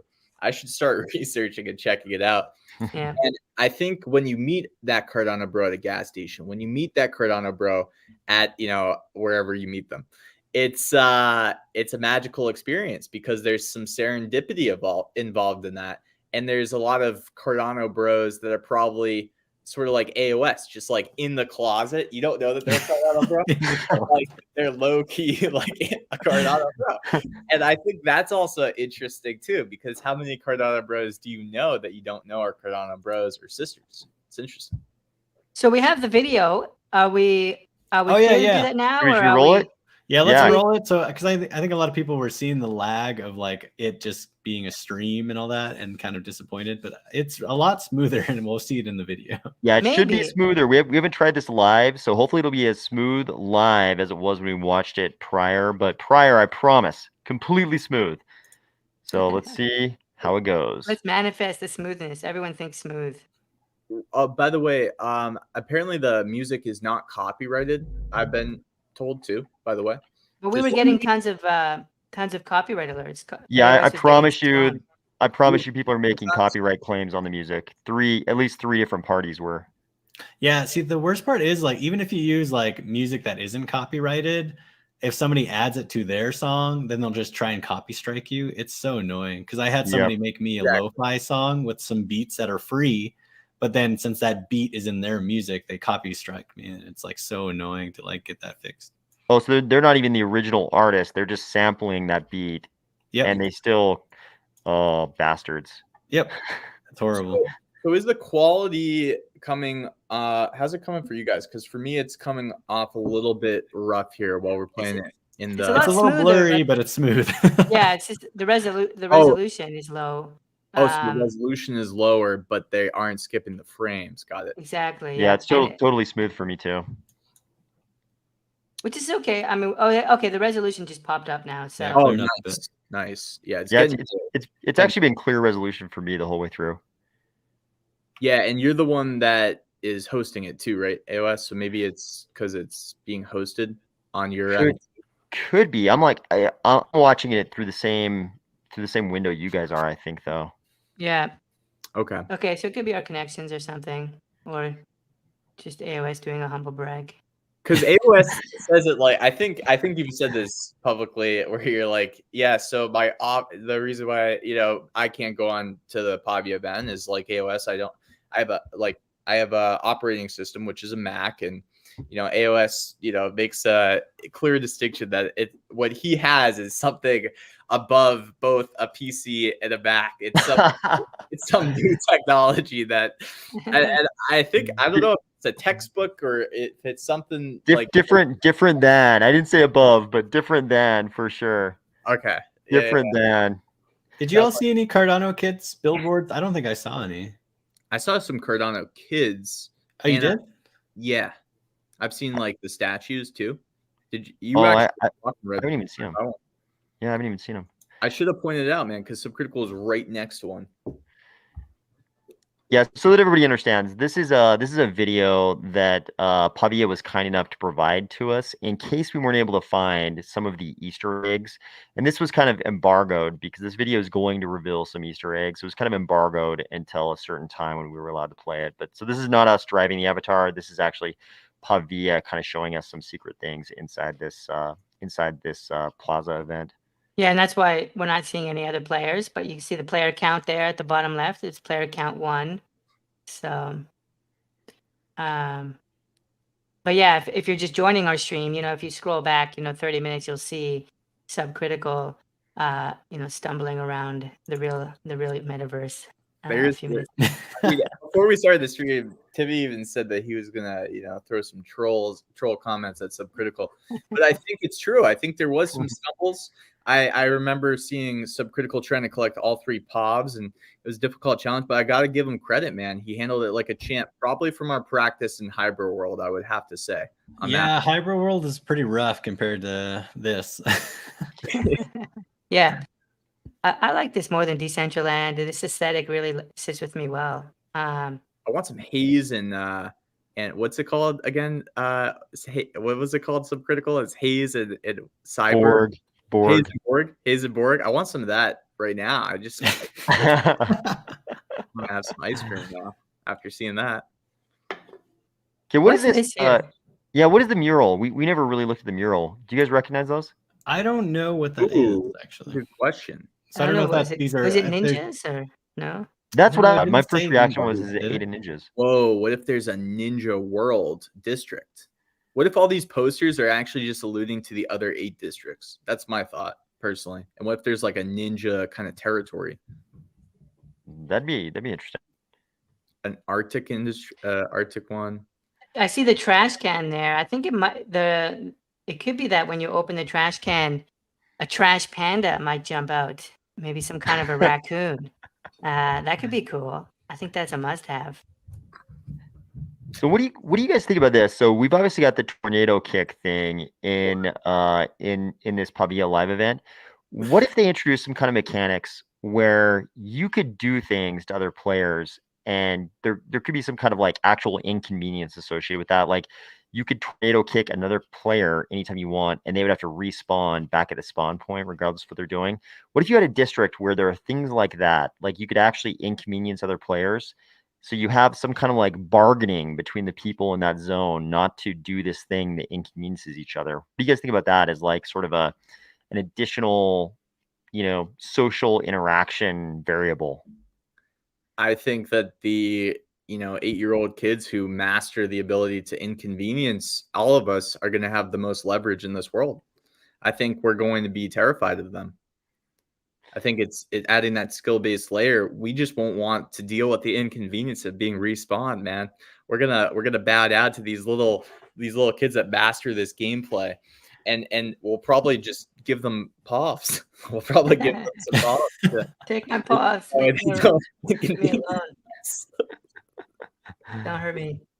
I keep thinking there's got to be some way. Maybe it's like maybe there's some kind of a speech bubble-esque thing where nobody can interact with you unless you allow it. So there's a penalty. There's also a penalty if you execute the inconvenience on somebody else. Like people will only interact with you willingly, but you've always got the option to like double cross them, kind of like prisoner's dilemma style. Yeah. Game theory style, and do the inconvenience. I wonder if there's a way to build mechanics into a game like that that makes it more interesting for people to interact with each other.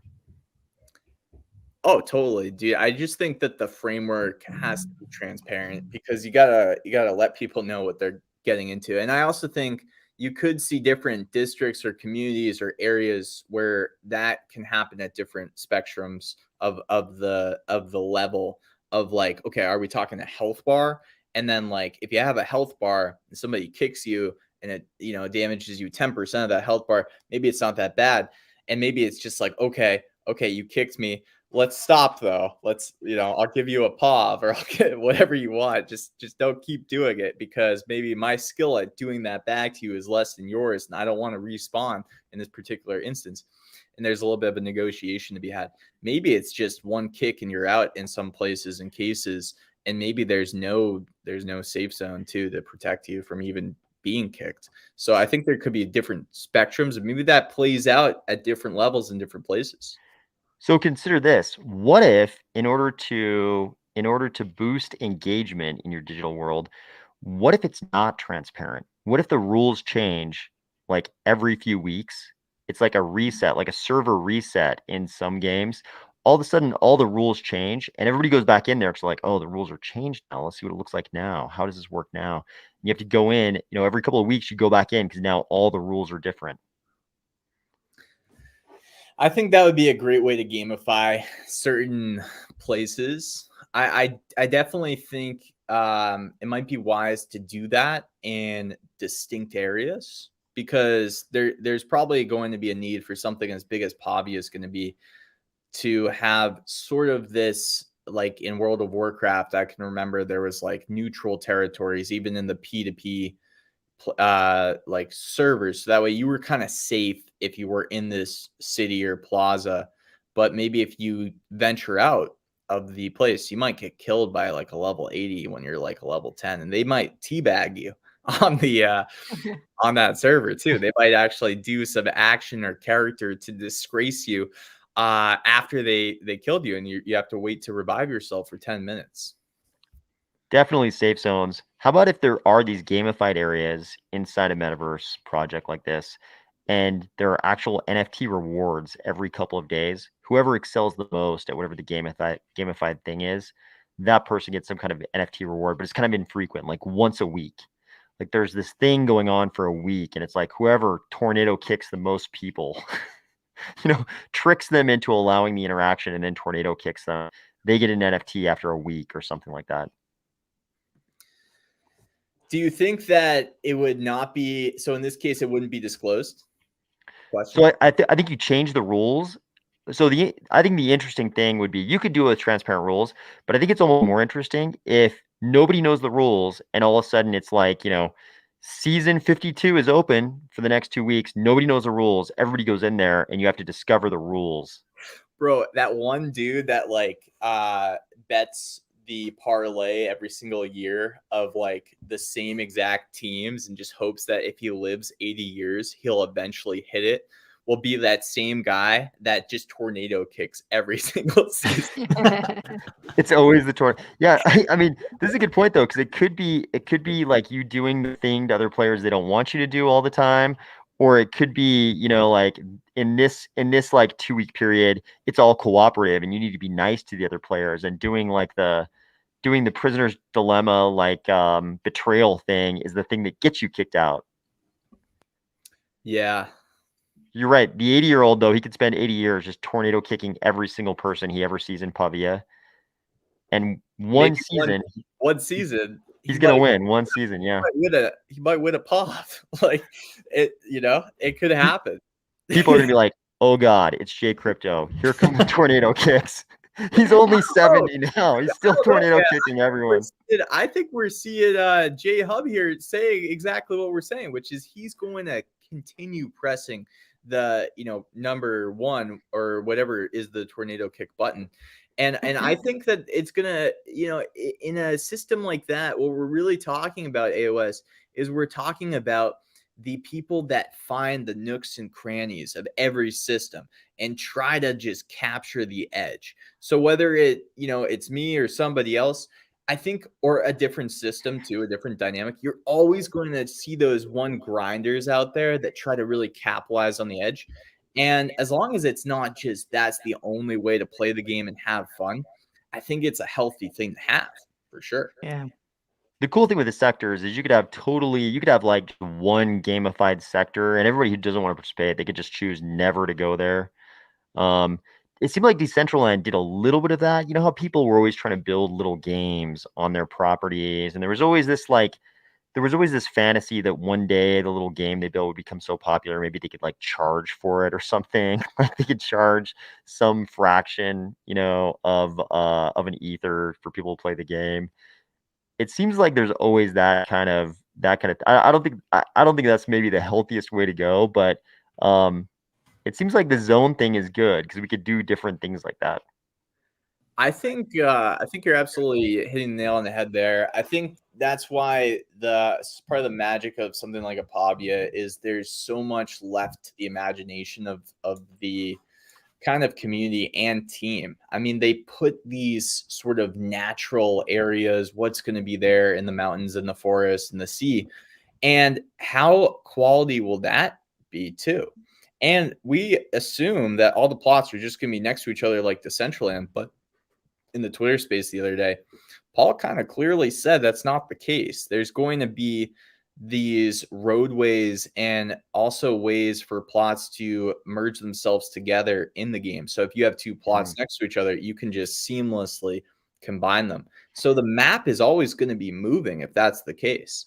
So it will also be interesting if there's little common areas even between two plots, which we could even see that maybe give value to plots in a way that we're not thinking about today in certain areas that are all in the, not in the shore, not in the mountains, but just in those like kind of middle areas of the lands. How about, did he address the question of whether you'll be able to build Pavia compatible assets across these joined lots? Like, what do you mean? Like when they're connected together? Yes. Like if I buy like 3, can I have like the geo kind of like really connect at the edge? Like how is that going to work? I mean, I probably would have to What upload a about separate asset for each parcel and like just design it so that the edges meet. Yeah, no. I think how I understand it is if you have like an estate, you can upload a GLV for the entire estate. If you have two plots that are going to merge together, you can upload one that fits that size. Oh, really? Yeah, yeah. Okay, you heard it here, folks. This is recorded. That's exciting. That's I cool because think I think that is super different than if you have to Much build more like dynamic. 3 separate buildings. It's much cooler if you can have one, or even if you just have like walkways between them or something. Like yeah. that's Yeah, much better than having to build them and individually. it sounds like they'll change too, which is the really cool part. You guys should check out, or anybody should check out the Twitter space too. But it sounds like if I have two plots next to each other and I want them to be one, bigger plot, I can make that happen. It's going to be like a very dynamic map because of this, style of doing things. What about Interesting. have they addressed teleportation? Yeah, we talked about travel. We talked about travel for like probably about 15 minutes. It's it's something that sounded like they were pretty open about the fact that travel can be challenging, right? Like we saw travel today in the test event and you're just walking around. Maybe there's something magical to that. Maybe that's kind of like a constraint that adds value to different land parcels in different places, you know. Man, I'm pretty happy with the overall experience in the Pavia Plaza. I would say overall, I know people are going to have wildly different takes on this, but I would say overall, it was a much better experience than I expected. I didn't expect it to be so far along, like have so much texture, so much Yeah. going on. I'm so used to these metaverse projects being so much more barren, less texture, fewer things. This was better than I expected it to be. For a first look, right? For like a first playable look, Mhm. technically it was quite smooth. There were no glitches. So yeah, from like a technical perspective, a development perspective, I think this can only be called a success. Well, I think for me, it was kind of like a lot of us that have put maybe faith into sort of really trying to build alongside Pavia and think about what we're trying to do with Pavia. And that's kind of where I look at it is like the builder's perspective. I talk to a lot of the builders. I talk to a lot of the 3D modelers. I talk to people that want to like do something in here and content creators that want to use Pavia.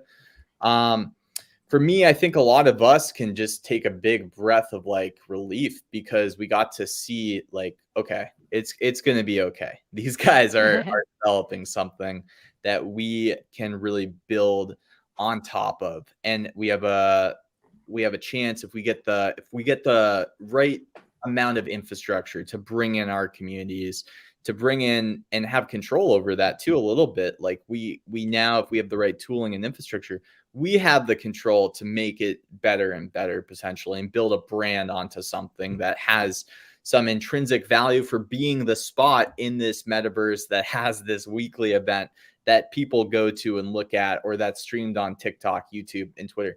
So I think that's enough for a lot of the builders is to be like, okay, we're in good hands from like the infrastructure level. We can take a breath. We had put a lot of faith, but now we've seen something and we're in decent hands. Subcritical, or we'll go ahead, AOS, but I'd love to hear Subcritical's thoughts as well, because he was actually in there in the game. Would love to know about like how responsive it was, like not just the frame rate, but also like turning around and like jumping and like just how does it feel from like a very tactile level? But sorry, Yeah. I cut you off, AOS, but yeah, whoever No, wants no, to I'd, go. I'd I'd like to hear what Subcritical has to say about this as well. Yeah, so it felt fine for like a first start. Obviously, Jay and I have tried out like a few metaverses, and there's more like zoom controls. I can zoom in and go first person in other games, or like have more control over the camera a bit. So definitely that's something that's probably going to be added on later.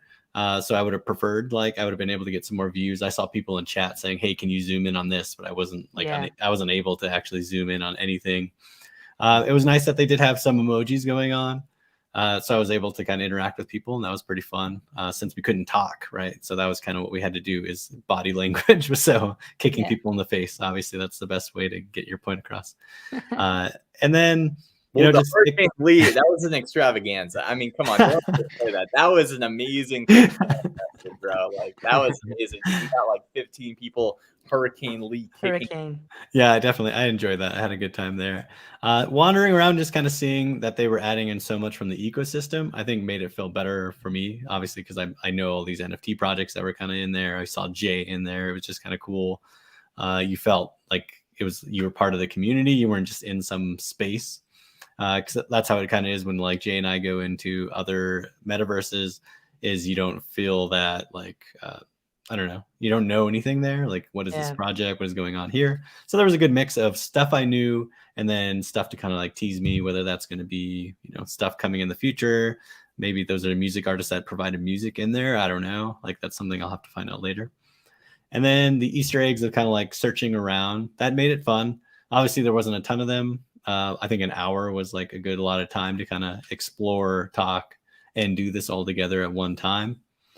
So I think obviously having you guys there talking helped out a lot with me staying entertained, because I don't know if I would have rushed through it very quickly. Like if I could have stayed entertained the whole time, I'm not entirely sure. But I had a good time. It sounds like you're saying it was like a team effort, and like it was nice to have us here helping you, and that you want to find a way for us to share that NFT. Yeah, you guys earned it. You guys earned those NFTs. So maybe this guy Timmy, bro, he's got a way with words, man. That was hilarious, man. That was hilarious, Timmy. For circling back to what's really important here. Yes. Yeah. Yeah, you make a good point about the familiarity of a lot of the references, because sometimes you go into other metaverses and it's like there's a toothless donkey and you're like, what the hell is this? And everybody's like, no, bro, that's like Toothless Burrows NFT. You don't know Toothless Burrows? You know, like, it was kind of nice to see all the things we're actually familiar with, right? In this one. But also it seems like they just crossed like the rug chasm.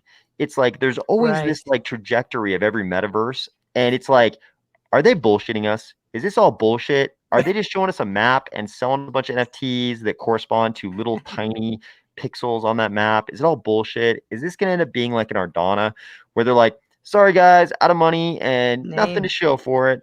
Or is it going to be like this, where they cross the rug chasm? There's no longer this looming shadow over them. Like, is it possibly a rug? Because there will always be like, you know, 0.5% of the people who are like, it's a rug, it's going to be a rug, no matter what, no matter how strong the project is.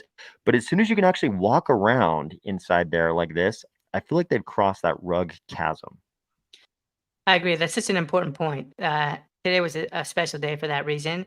And I think also, you know, up until now, you know, they haven't been able to get direct feedback like on the actual game experience. But now, like, their team grows by a magnitude of 100. Because like we're all part of the team now, we can give feedback on the experience, right? And so now they have this army of like user research and like this feedback cycle that they can get, and they've got this like they've got the table stakes now. They've got this foundation where you can walk around a 3D world, and they've got some NFT mechanics in there. And so now they can really take feature requests and ideas from us, right? They had to get to this point before they could really build all the stuff we're excited about at, you know, at the edge. But now they can start getting to some of those edge features that are more like applications and things we want to see. Dude, and I honestly thought that they crossed the that chasm a while ago when I saw that Paul Emanuel was on the team. I mean, and just going back to the more recent time that I've heard him talk, it's like this guy's a legend. He's a legend in the gaming space, and just hearing some of his thoughts on where he wants to take this project, it's always impressive. But some of the more recent thoughts in that Twitter space, it just kind of shows you why I think they're trying to really carve out, okay, we're not just going to build this metaverse and just be along with the crowd. We have a unique product fit that we're actually striving to nail, and not just have every single product fit, because a lot of projects too, in a way, I think they are trying to just go for everything, or what is currently available. They're trying to just go for everything and what's currently available to do. Whereas Pavia, what's been fun for me to see and hear more recently that's been affirming is this product market fit of, we kind of really admire Discord and the open source nature of it and the decentralized nature of it. but there's things that Discord will never be able to do in 3D well. That's a market. And if we can capture that market, and if we can really interpret those things and make that into Pavia, that's a real market. And if we make that our main focus, that's a market. So it's interesting. Yeah, I'm really curious to see where. I mean, there's I'm really curious to see how long it takes for us to get to the point where a Cardano metaverse does something that interacts with real life. That's not purely digital, right? Because I think there's going to be metaverse projects that find some kind of market fit that interacts with the real world. Like maybe you walk into a store and you buy some good or service from somebody using ADA, and that thing is actually delivered to you in the real world, right? Like you walk into the tooth shop and they've got deals with dentists in every large city, and you can pick out, your own ADA dentist and pay him in ADA every time you see him or something like that. Like I'm really excited to see where that goes, meshing the real world with the digital world. Because so far it seems like one of the problems with crypto in general is we haven't quite figured out how to make it go beyond the digital realm in a lot of cases. Like there are real world transactions, but a lot of it is just like purely this digital thing we're doing. I'm really curious about how long it takes to mesh the two. I just feel like what we're going to go into an era of, and this is like not something that's happening right now. This is something that I'm seeing signs of that could be a major trend. I think communities and community platforms are just starting to get hot. And we've seen this with sort of what Discord has enabled with NFT communities, providing that real space. And we've seen this with Twitter spaces, providing that real space to form communities. I think one of the hottest potential, trends is going to be this kind of, okay, wait a second, are you part of a community? And everybody will be part of some community. So like that in itself, just being more popular could aid itself to platforms like something like a Pavia, for instance, where you can interpret a community and a global community around something into 3D, have games for people to play, have events there, and have this connection point where people can go and meet up around the same thing. Because community was kind of I know that people that are probably religious probably have, a community, but I feel like the old world had a lot more community than this current world, especially as a Gen Zer. I'll flex I real quick. agree. And I think it's true, I think we Thanks. hear about how much community was so much more important. And I feel like it's coming back now because we've realized that it's important again. Maybe it happened after, the more recent crazy event in world history where we were kind of isolated. But I think we've realized that community is important, and it's so important to have for each human and individual. Yeah, I mean, Timmy and I we kind of know about that because we had the whole experience of being conscious during like an analog youth, and then in our adulthood, we experienced the digital adulthood. So we remember the days when there was actual in real life human community prior to the purely digital human interaction we have now. And it was really different, and there was a different level of community when the only interaction you could have aside from the telephone was really in real life. It was a different level of community, I think. I don't know. Would you differ on that, Timmy? No, I 100% agree, and there's a bit of nostalgia there too. I think we've missed something. I think we've lost something. Hopefully, we can bring some of that back somehow. With these digital communities and the metaverse. I think like we have had online communities and like we've had social networks and stuff over the last 20 years. I'm trying to figure out like why those communities were so different than these non-digital ones. Obviously there's like real world proximity, right? This idea of like 3D proximity was a difference, and the metaverse will start to bring that, right? Where we'll have plots together, and we'll have these communities based on proximity. Like you'll have a neighbor now in Pavia. You don't really have a neighbor on Twitter, right? Or some of these other platforms. So we'll be bringing something back there. And then I think another big difference is with these That's local scary. communities, That's it's so scary. scary. What if Yeah. you don't like your neighbor? What if you don't like your neighbor? What if you don't like the geometry they put up, something vulgar, or maybe their textures have like some kind of a You political can't, statement, you right? can't block them like on Twitter. So you got to make friends. You got to Yeah, you put gotta up make a friends, smile. and maybe there'll be Find out police or what the- something to help arbitrage, some kind of Pavia police. Sign me up, I'll do that. The cats in blue. So I think like another thing too is like with these local communities, That's gold. um, they you know, your neighbors kind of know where you live, and so you kind of like self-moderate to a little bit, but like your property and your wealth is in your local community, your house, your car, all of these types of things. And so there's a different way that you behave. Like you have like different respect to your local neighbors because you know they can burn down your house, right? And so it's a little bit different than like an online community. And I feel like in Pavia, our digital assets are going to be on here to a certain degree, and so it Mhm. might bring some of that back as well. Basically, what I'm trying to speculate is Yeah. what elements of these old local analog communities might start to manifest in Pavia in a way Yep. that they didn't over the last 20 years. Wow. There's something about that that's really fascinating to me because it's sort of like the difference between some of the things you just described. Like there's a difference between talking to somebody like in public, right, on like a train, light rail train or something, talking to somebody in public and being at a house party at their house and talking to them, right? Because they're going to tell you things in their house at a house party they're hosting. They're going to be so much more open and free with you in conversation. They're going to tell you Yeah, things that they would never tell you if you're just a random stranger sitting next to them.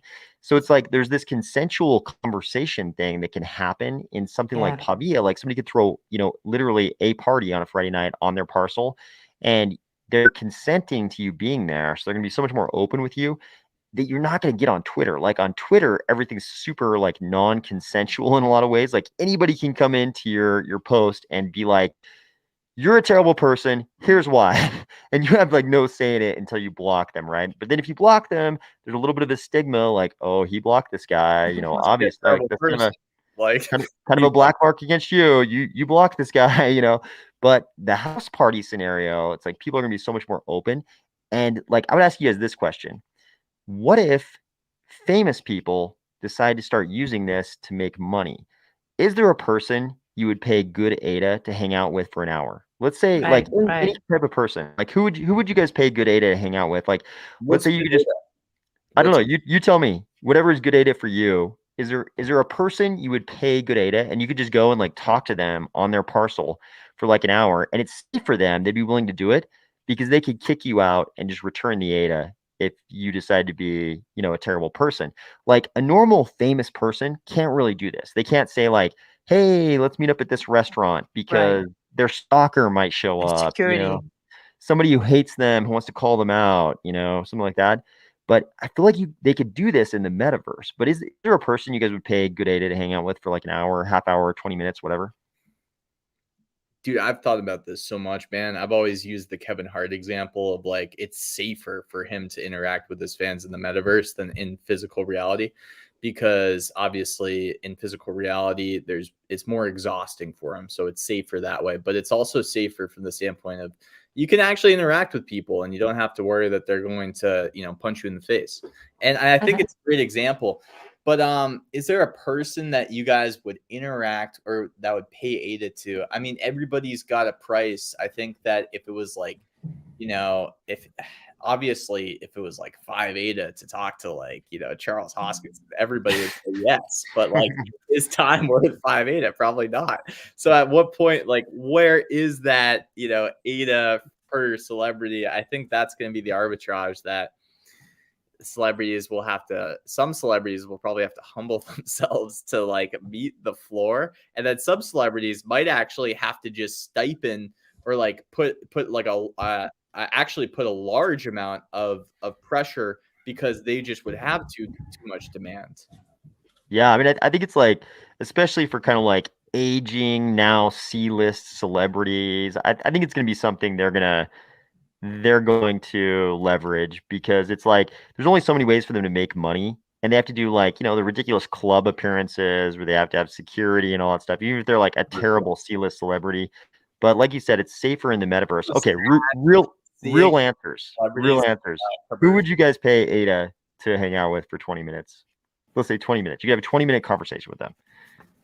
Probably Timmy's dad. He's His pretty dad. Could you make content? Yeah, on probably AOS's mom. No. Oh my God. If you could make content on top of that, that would be exciting for all of us, because we could just say someone that Yeah, I think any kind of interaction, like even if it's just like comedy or whatever, like you just get to hang out with these comedians and just like, you know, chat instead of just like watching their stand up, like just have a conversation with these people. Because I mean, just look at all the people that pay for like that cameo thing where they can have like a comedian say something to them or send it to a loved one or something. It's like, hey, you get to meet up in this like virtual world with this person. You can go wherever you want or whatever you want to do. I think that's like a interesting experience people will be able to have. I think for me, I agree with that subcritical. I think that's a good idea. I think for me is I would try and talk to someone who's deplatformed, right? And I think the metaverse could be a cool opportunity for people that have been deplatformed to interact with them, where they might not get banned. Like if it's NFT access, right, or something, then it could be that they buy an NFT and they're able to join in. And there's world leaders, Kim Jong-un, right? Even Vladimir Putin, and like a lot of these people that I'd be interested to have a conversation with. I know Lex Friedman is trying to talk to Vladimir, and I wonder if the metaverse might be like a safe way for some of these people to communicate, because they have huge security concerns as well, obviously, right? Beyond celebrities. And I wonder, because of the anonymity or like pseudo anonymity of the metaverse, they might feel like they can talk more openly, maybe, or just get a platform at all, right? I mean, these people can't get a platform, so I might use it for that, or potentially just to find someone that's doing a lot of good in the world. Find someone that is working with charities or something like that, and try and get them onto ADA. I'd send them my ADA and get them onto the Cardano blockchain somehow. I would probably use it as like an onboarding opportunity to our ecosystem. So here's a challenge with this, and then here's a solution with this. So the challenge is, you guys all might be talking to deep fakes of that celebrity pretty soon. Yeah, I was about to say that. Yeah. And how do you know? And here's the solution. It's like, okay, let's say that you are.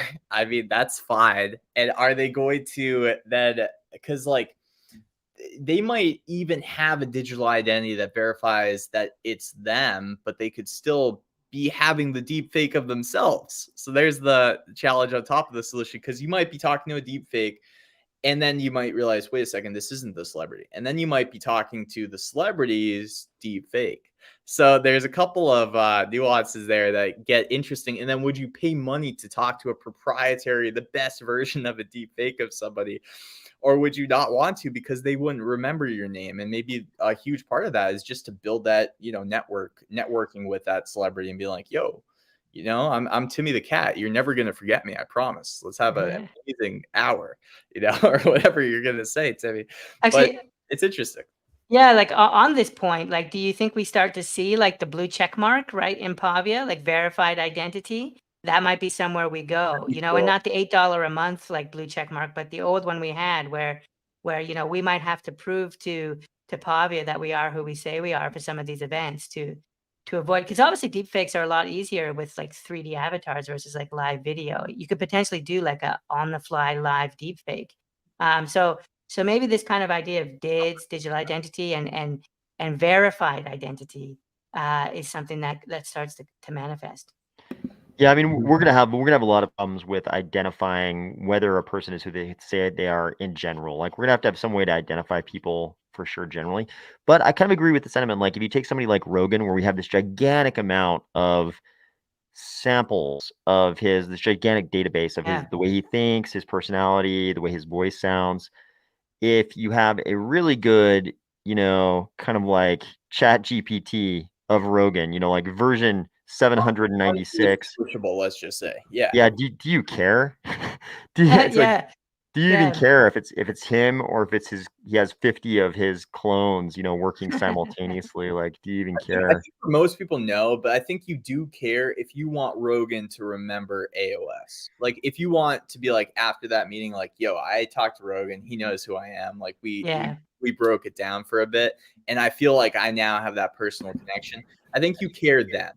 Yeah, I mean, I think brands and things like that, but as like just a person, I think it's really entertaining that you could have a decentralized like podcast that was like anybody can go talk to this person and put it up and be like, this is kind of what it would have been like to have like a conversation. Like, because obviously millions and millions of people are never going to talk to Joe Rogan, but now this is their chance to talk to a piece of him, kind of like he might answer in like different ways. Some kind of representation of him for sure. I think there's different use cases too. Like we're obviously we all make content, so we're all thinking like, how do I make content with this? Yeah. But the average person, they might want to hit up. I mean, okay, the average person might want to hit up, Randy Couture and ask him like, okay, when I'm in the clinch and this guy does this, what do I do? Well, I think they would talk to Chuck Liddell in that case, don't you think? The Iceman. Dude, for him, overhand right. For clinch, Randy Couture. If it's how to escape Randy Couture, definitely Chuck Liddell. Counterpuncher, yeah. You got it, yeah. That's right. Definitely him. But I mean, it can even be like instructional. Like, I mean, that's what I was going to go into next too. It's like the experts of their field. It's such a big niche, and now you can talk development, meditation. You can talk to fisherman experts. You can actually practice in the metaverse with virtual reality. You can explore the territory of kinesthetic muscle memory with certain of these evolutions of this vertical. So it's kind of interesting where you could go there, or a chess master, right? It's kind of like, those kinds of little things for the average person, AOS. Like I definitely see where you're going with that. Yeah. Well, like self-growth and skills development, but like, I think we should ask ourselves, like, why wouldn't we meet with those people like on a Zoom call, right? Or on like a text chat, right? If so it can't be just about asking questions, but it has to be something that you can uniquely do in the metaverse. So if it's like, okay, they're going to teach me how to fish, well, then maybe to do that, I'd have to have like a fishing rod, kind of like tactile VR device or something, and have some kind of tactile feedback. Don't you? Like, I love fish. Yeah. Cats like. So I would be up for that. But so I think that's why like talking to deplatform people could be good, because that's something the metaverse can bring. But yeah, we should focus on like, why is the metaverse venue in particular? What does it unlock that something like a Zoom call wouldn't? And then it's like, oh, sorry, go ahead, AOS or Subcritical, whoever I heard breathe. We're all breathing. I think other people have talked about this before, but I think there is this spatial thing. There is this 2D versus spatial thing. I think it's sort of like silly of us to think that we're not going to go spatial, right? Like we're right now, all three of us, we're looking at like non-spatial versions of each other. Like we could move in and out. We could move in and out a little bit, but we're not really moving. We're just kind of staying motionless. I always think when technology enables you to add an extra dimension, not really in the sense of 3D dimensions, but just any kind of extra dimension, there goes Subcritical, any kind of extra dimension to an experience, it's always going to happen, right? It's like, if things can go, if you can add audio, somebody's going to, eventually there's going to be audio. If you can add video, eventually there's going to be video, right? It's like, we're always going to be adding to the sensory input to the human being, because it's going to make it closer to reality. And I think adding that spatial thing adds something. So we're definitely going to go there. Like it can't stay this 2D forever. Here's another question. I've been thinking a lot about, okay, how does interoperability actually look? Because I don't think you can have interoperability without decentralization at scale. And I think that interoperability of assets, you need to create this, like, you need to create a metaverse, man. Like we're saying it's the metaverse, but you need a metaverse for interoperability to exist, where these things can move seamlessly from one environment to another and still have their use case and utility. And that, I think you need to incorporate a lot of principles of decentralization. What do you guys think? Just a second, because I actually have to head out. So I just want to say thanks for hanging out with me, and obviously the audience and everybody that showed up today. So I'm going to be gone because I scheduled it for 2 hours, and my stream's actually going to end on my Twitter. So yeah, just thanks everybody. It was a good time. Yeah, so cool for thanks for driving. It's the first time I streamed with you, so critical. We'll have to do it again. This is a lot of fun. Yeah, definitely. I hope there's more events that we can get in on together because this was a lot of fun. I have a hard stop at the hour as well, so I've got 2 minutes myself. So don't feel like you'll be missing out. It'll just be Jay and AOS in a minute. So just kidding. Okay. Any since you guys have only got like a minute left, any last things you guys want to say before you get out of here? Yeah, just get out there and explore. Obviously, Jay and I are mapping the metaverse, and we need the help of anybody who wants to help out. So if you got great videos that you did, go and share them with us. We'll pick somebody for being Mapper of the Week this week, whoever did the best video in Pavia. So just send them our way. Shout out. And I think my last words would be, I was really impressed. I think my biggest takeaway is what AOS said. Today, they did seem to cross this cavern. You're not a rug. This feels like the furthest developed metaverse. Carter Station has some playable stuff, but this seems like another order of magnitude developed. And so in terms of tech, I feel like Pavia is leading the way right now. So yeah, I was super happy with how this test went, and I'm excited. I'm gonna jump on JPG store maybe and take a look, see what else I can maybe snatch up. So that's NFA, not financial advice. Just what I'm gonna be doing. Yeah. All right. Thanks so much, guys. All right. I'll see you all later. Bye. All right. And thanks, Jay, for helping to organize a lot of this. Shout out to Jay for kind of being our ambassador with Pavia and organizing a lot of this. Really well done. I'm just thankful to be here, man, with you guys. This is so much fun. I love thinking about a lot of these things too.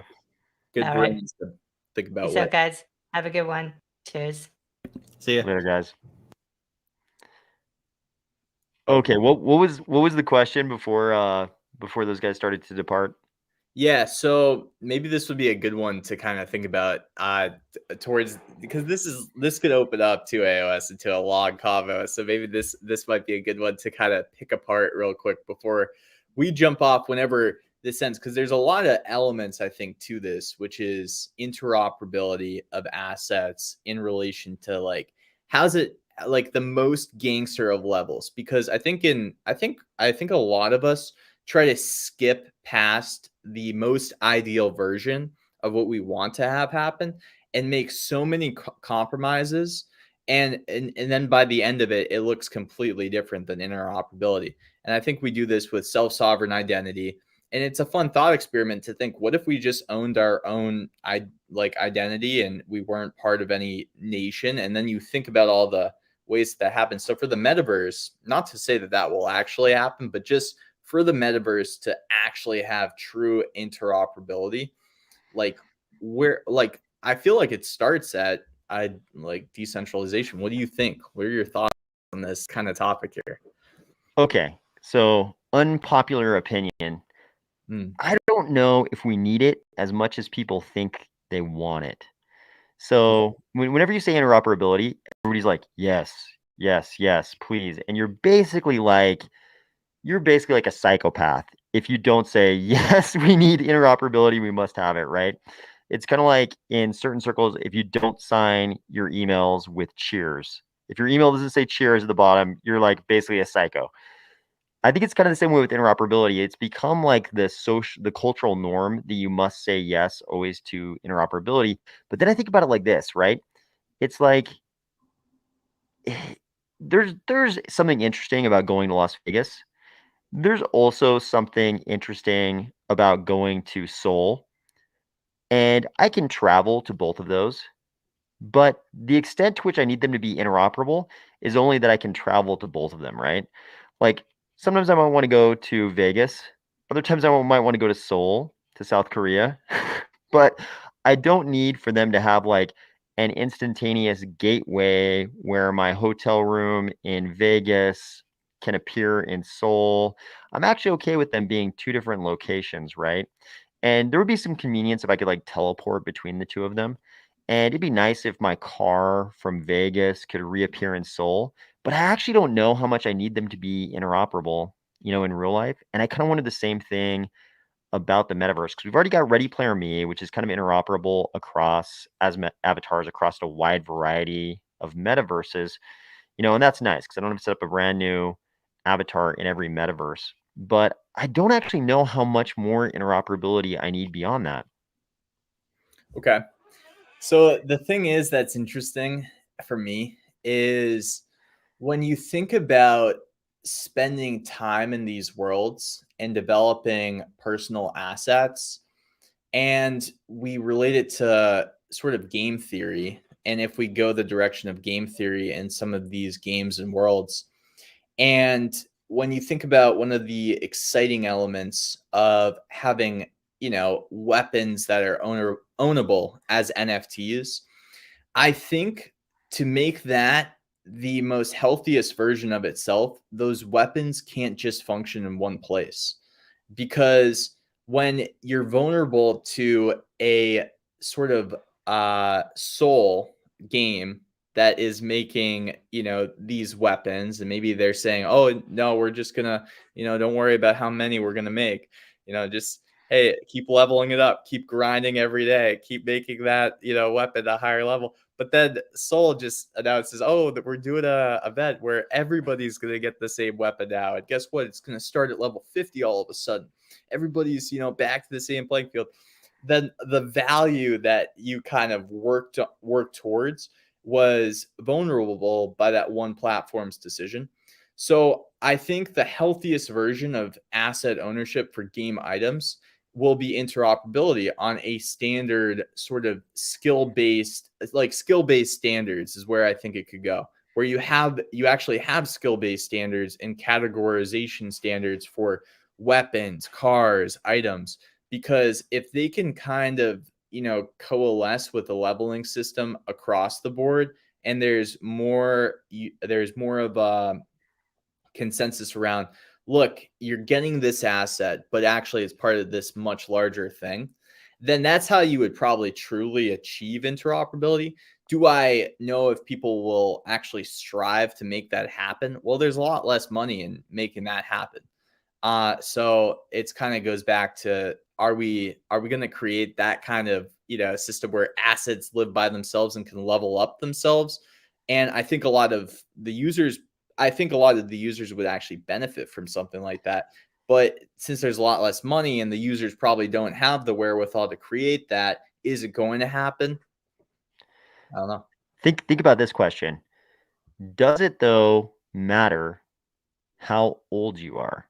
Not in terms of in real life age, but how old you are in any particular metaverse. So I mean that in this sense. Let's say you and I play in Pavia. We exist in Pavia for 10 years. We've built up all this cool stuff. Like Pavia has allowed us to level up. There are gamified elements, and they've allowed us to level up our hurricane kick. We now have like level 900 hurricane kicks. We've got these cars, these awesome cars. We've leveled up the cars. They're amazing. We We've made it. spent 10 years. Like We made it, bro. We have our own agenda. Of course, we want that to be interoperable everywhere. We want to take that everywhere. Guess who doesn't? Everybody else.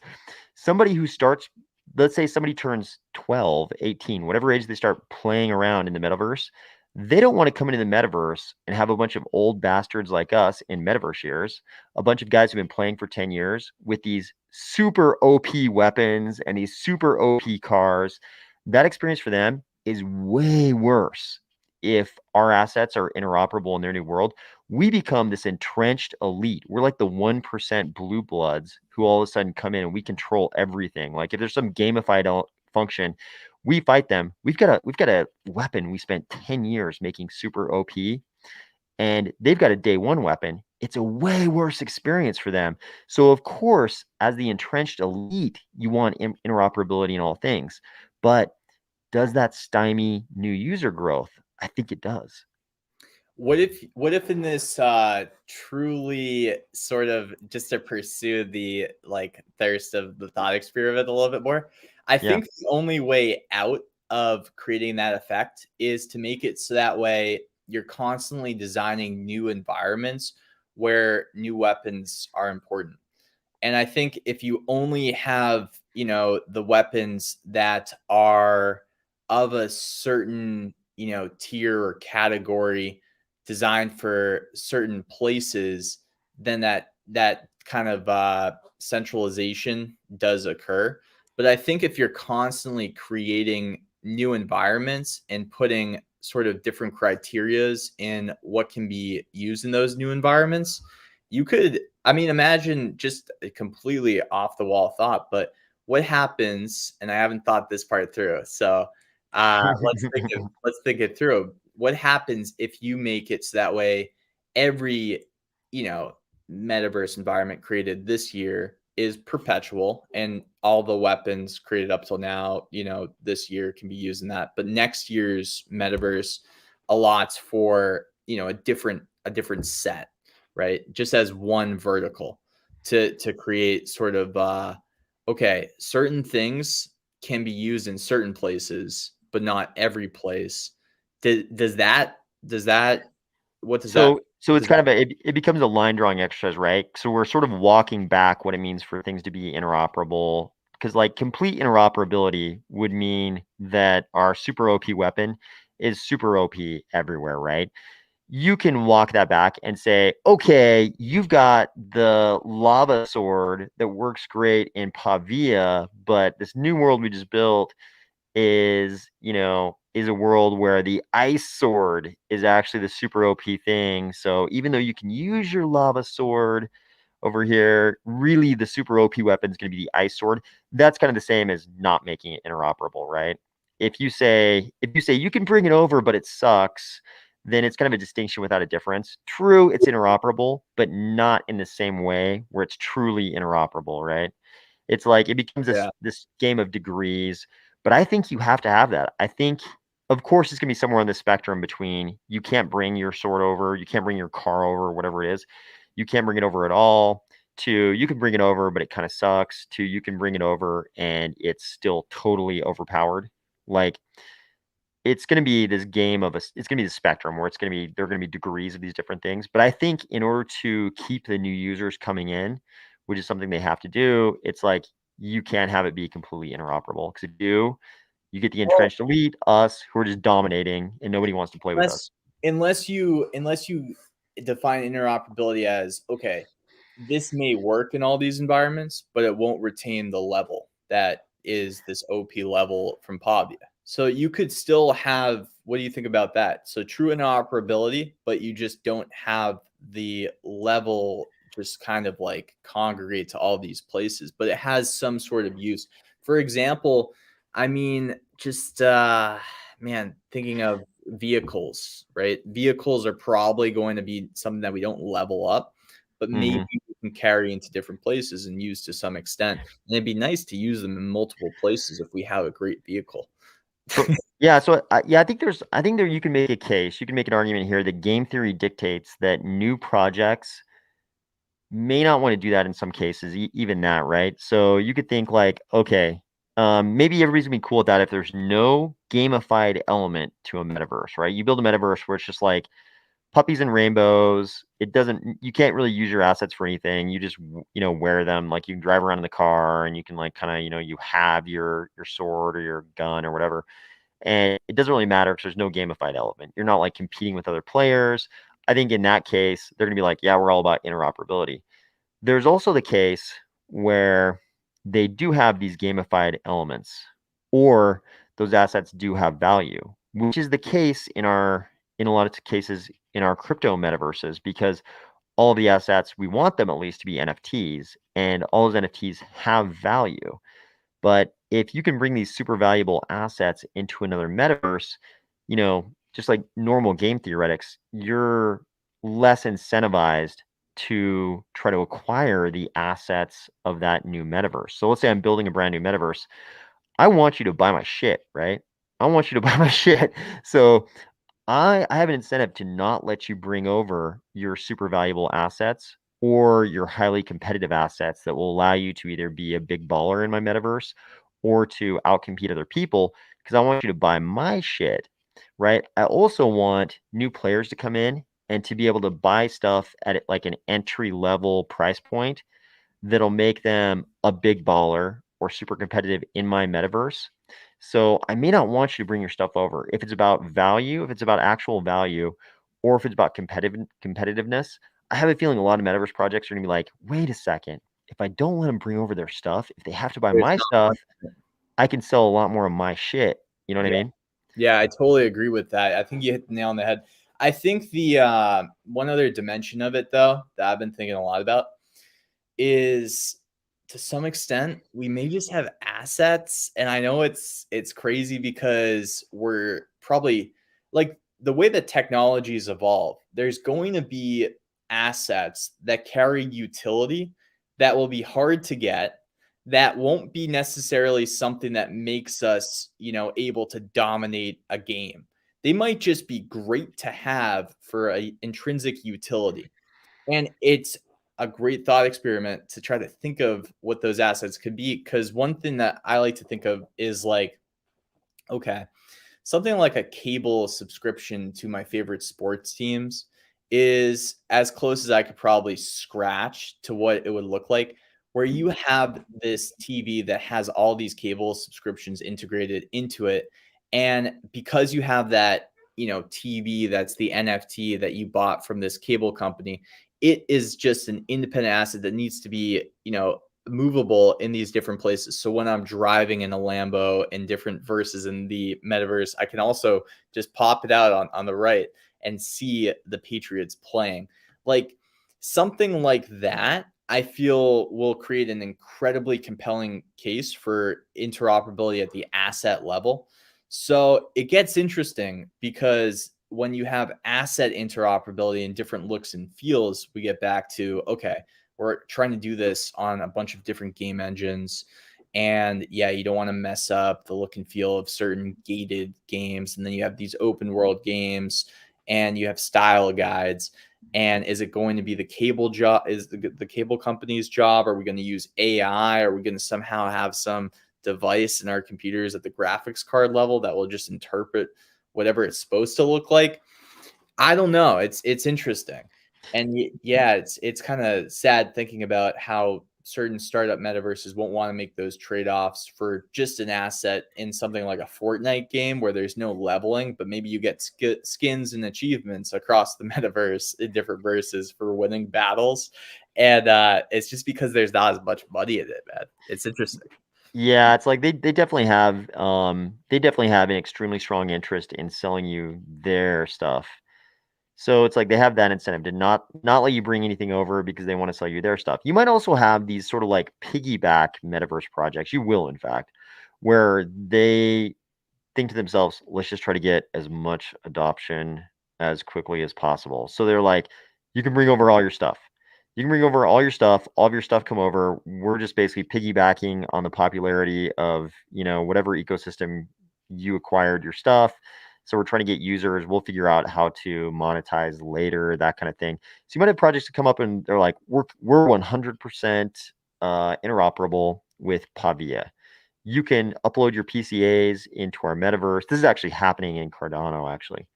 You can upload your PCAs into our metaverse and they'll be completely interoperable. PCAs are a little bit different because they're not really trying to sell you PCAs, right? But you could have these piggyback metaverses where using the same guidelines. You're saying like if it's PCA compliant, it's compliant at ours too. Yeah, it's being advertised though as, I mean, like it's actually being advertised as you can use your PCA your PCAs on our the parcels in our metaverse as well, which I think is smart because that's not an NFT they're trying to sell to you, right? So I don't know. At the end of the day, I don't know if what about this? What about this argument?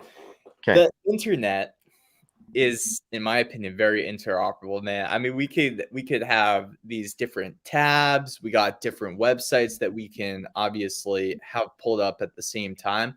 So though the UX isn't 3D, it is kind of very easy to go on to Google and access many different places from the same source, which is online in our internet. So like, I think what Web3 solves is everything's just going to be logging into your wallet. Everything's just going to be biometric logins, and you're going to have everything on one seed phrase. So you're not even going to have all these different passwords and usernames. So when that happens, your profile, right, that's connected to your maybe digital identity or your wallet, it's going to be like your it's going to be your interoperable vehicle, and then it comes along with it assets. And I think the biggest reason why interoperability is probably something that people that make assets are excited about is because, oh, it's an easy way for me to add utility to my asset because now it works here and there and there and there, and I can tell people that own my asset that it works in all these places. So they're like inherently it has more utility all of a sudden, right? Yeah, I mean, I think there's like so obviously the antecedent for this interoperability thing is always the internet. So I always think to myself like, okay, what are we really talking about? So we're talking about things like email working the same, right? And websites working the same. You can basically choose whatever browser you want. You can go visit any website. You don't have to download their browser to interact with that website. You don't have to download the special email client for, this company in order to email somebody at that company. So you've got these like interoperable rails. So I think there's a difference though between the interoperable rails and everything else. And I think the rails for metaverses are the blockchain and the web itself. And I think we kind of already have the rails. I think we already have the interoperable rails because I can go back and forth between metaverses by clicking on different tabs. And all of the Cardano metaverses are running on the other rail as well, which is the Cardano blockchain. Do I Yeah. care about interoperability to Ethereum or something like that? I personally don't. Some people will, but I personally don't even care about that. I So I'm don't kind know. of like, we already have the interoperability, and I Wait, don't think wait, but hold on, because I think the frame of reference that a lot of the metaverse interoperability people are focused on is from AR and VR. So I'd love to hear your thoughts on that because you made a so. very So good point for browser and for the internet. But I think as we transition into AR and VR, it gets a little right. It gets a little more tricky, So doesn't yeah, so we built. There's also the sort of snow crash perspective, right? Like the term metaverse was coined in Snow Crash, and it was sort of coined in the context of like this same emerging internet kind of idea. So I think that's been like a big part of the impetus for the interoperability, that it was this completely interoperable thing in its initial conception in Snow Crash. Then you've got the AR VR piece, right? So this to me is so this is more like how you consume it, right? More than it's about the content almost. Because yeah, like we've got some different emerging VR and AR standards, right? It's like Facebook wants you to consume VR in a certain way. Other companies might have other ways they might want you to consume VR and AR. That part I don't know because that's kind of like a hardware issue. It's like, it was only like, what was it, like 5-10 years ago when people were buying 3D TVs. Do you remember this? Like people were buying these 3D TVs and then watching Avatar in their living room wearing goggles. And those people were like, you're definitely, I mean, just a little cheap 3D glasses, right? And they were like, you guys are all going to buy 3D TVs for sure. How else are you going to enjoy Avatar to its fullest? And that didn't quite happen. I don't think that's going to happen well, with AR and VR. and I wasn't one of those guys, but I could definitely see the potential for 3D TVs still. So I'm would actually on the AR VR train. I'm I actually wouldn't in favor. count it out completely, but I do think that Yeah, it happens with AR. I think I, that the way I that do the too. 3D TVs happen is with AR. I do too. I'm actually on the AR VR train. But I think that's more about like I think that's more about hardware interoperability with the hardware. That's about how you consume it. I think it changes the experience to a degree that it separates itself though from the browser. Like For sure. I really do. I think that Yeah. the metaverse on VR will be like indistinguishable from the metaverse in browser. We may just like what's a good example of this? There's maybe times where you manage something and then there's maybe times where you quickly check in on something. And maybe there's some sort of banking or some sort of stock trading that you do on the internet that you really got to go in and manage it and have like a little bit more immersion. And then maybe you're just on your phone and you check it. I think that the being on the phone and just checking an update is more like the browser for the metaverse, and being like, able to maybe move around your assets or whatever you want to do. And then I think the actual immersive experience that could disrupt things like education, because information got disrupted with the internet. You have the immersion disrupting the learning process. So there's actually a space for VR to and AR, of course, to disrupt learning with a long enough runway. I think that's where it gets interesting too, because what we don't know is exactly right what you just said, which is how the hardware companies will decide to approach this issue. Yeah, and I think it's sort of distinct. To me, it's distinct from the metaverse interoperability issue, because the thing we saw happen is you can watch Avatar, right? Number one, in a bunch of different ways. You could watch it on a 3D TV if you're one of the guys who bought one of those. You could watch it on a regular TV. You could watch it on your laptop. I don't know. Maybe you can watch it on an Oculus too. I have no idea. But it's like the hardware interoperability thing is kind of up to the negotiations between the hardware manufacturers. Like you and I could start a company tomorrow and create our own VR hardware. And Netflix may or may not agree with us that they should allow our hardware to interact with Netflix, right? It's like, or to what extent? I think it's kind of the same with the metaverse projects. It's like, I mean, I think they're all going to embrace VR and AR, but whether or not they're interoperable between all the devices, like I hope so as a consumer, but I'm sure we're going to end up also with those Betamax VHS kind of issues where somebody's off making Betamax, somebody's off making VHS, and one of them will emerge as like the consensus interoperable tape standard, I mean, 'cause there are going to be laser discs of the VR world where somebody makes, maybe even a great product and it just doesn't win the day. Yeah. And then I guess my last point on this one would be I feel like this is where I'd go back and make almost just a hard, like try to just, kind of grasp at straws a little bit, but also make some, like my brain's making a connection back to the browser, because in a way you could view the hardware as a computer. Okay. And if there's any logical fallacies here, please point them out. You could view the browser as sort of the, like, you could view the browser as just the search engine on the hardware. So if you take the Oculus and then you see, okay, what apps are on the Oculus that have integrations with blockchain tech. And then you could view the actual apps as the websites that you can find. So that's how I would kind of see it playing out, because in a way that it doesn't matter if you use Mac or Windows, you can still access the same browser, which would be the search engine, which might be the most important thing. And then you can, access different browsers, which could be different applications. That is currently, how it's being set up. But can you use your assets in one of those applications the same way that you would another? Yeah, I almost think so you made me think about something. So if we think about browsers, like I think over the last month or so, I've kind of been convinced that OpenAI, everybody might be right. OpenAI might be crushing Google as far as being the search engine, because we can come up with super easy examples where ChatGPT is a better search engine than Google.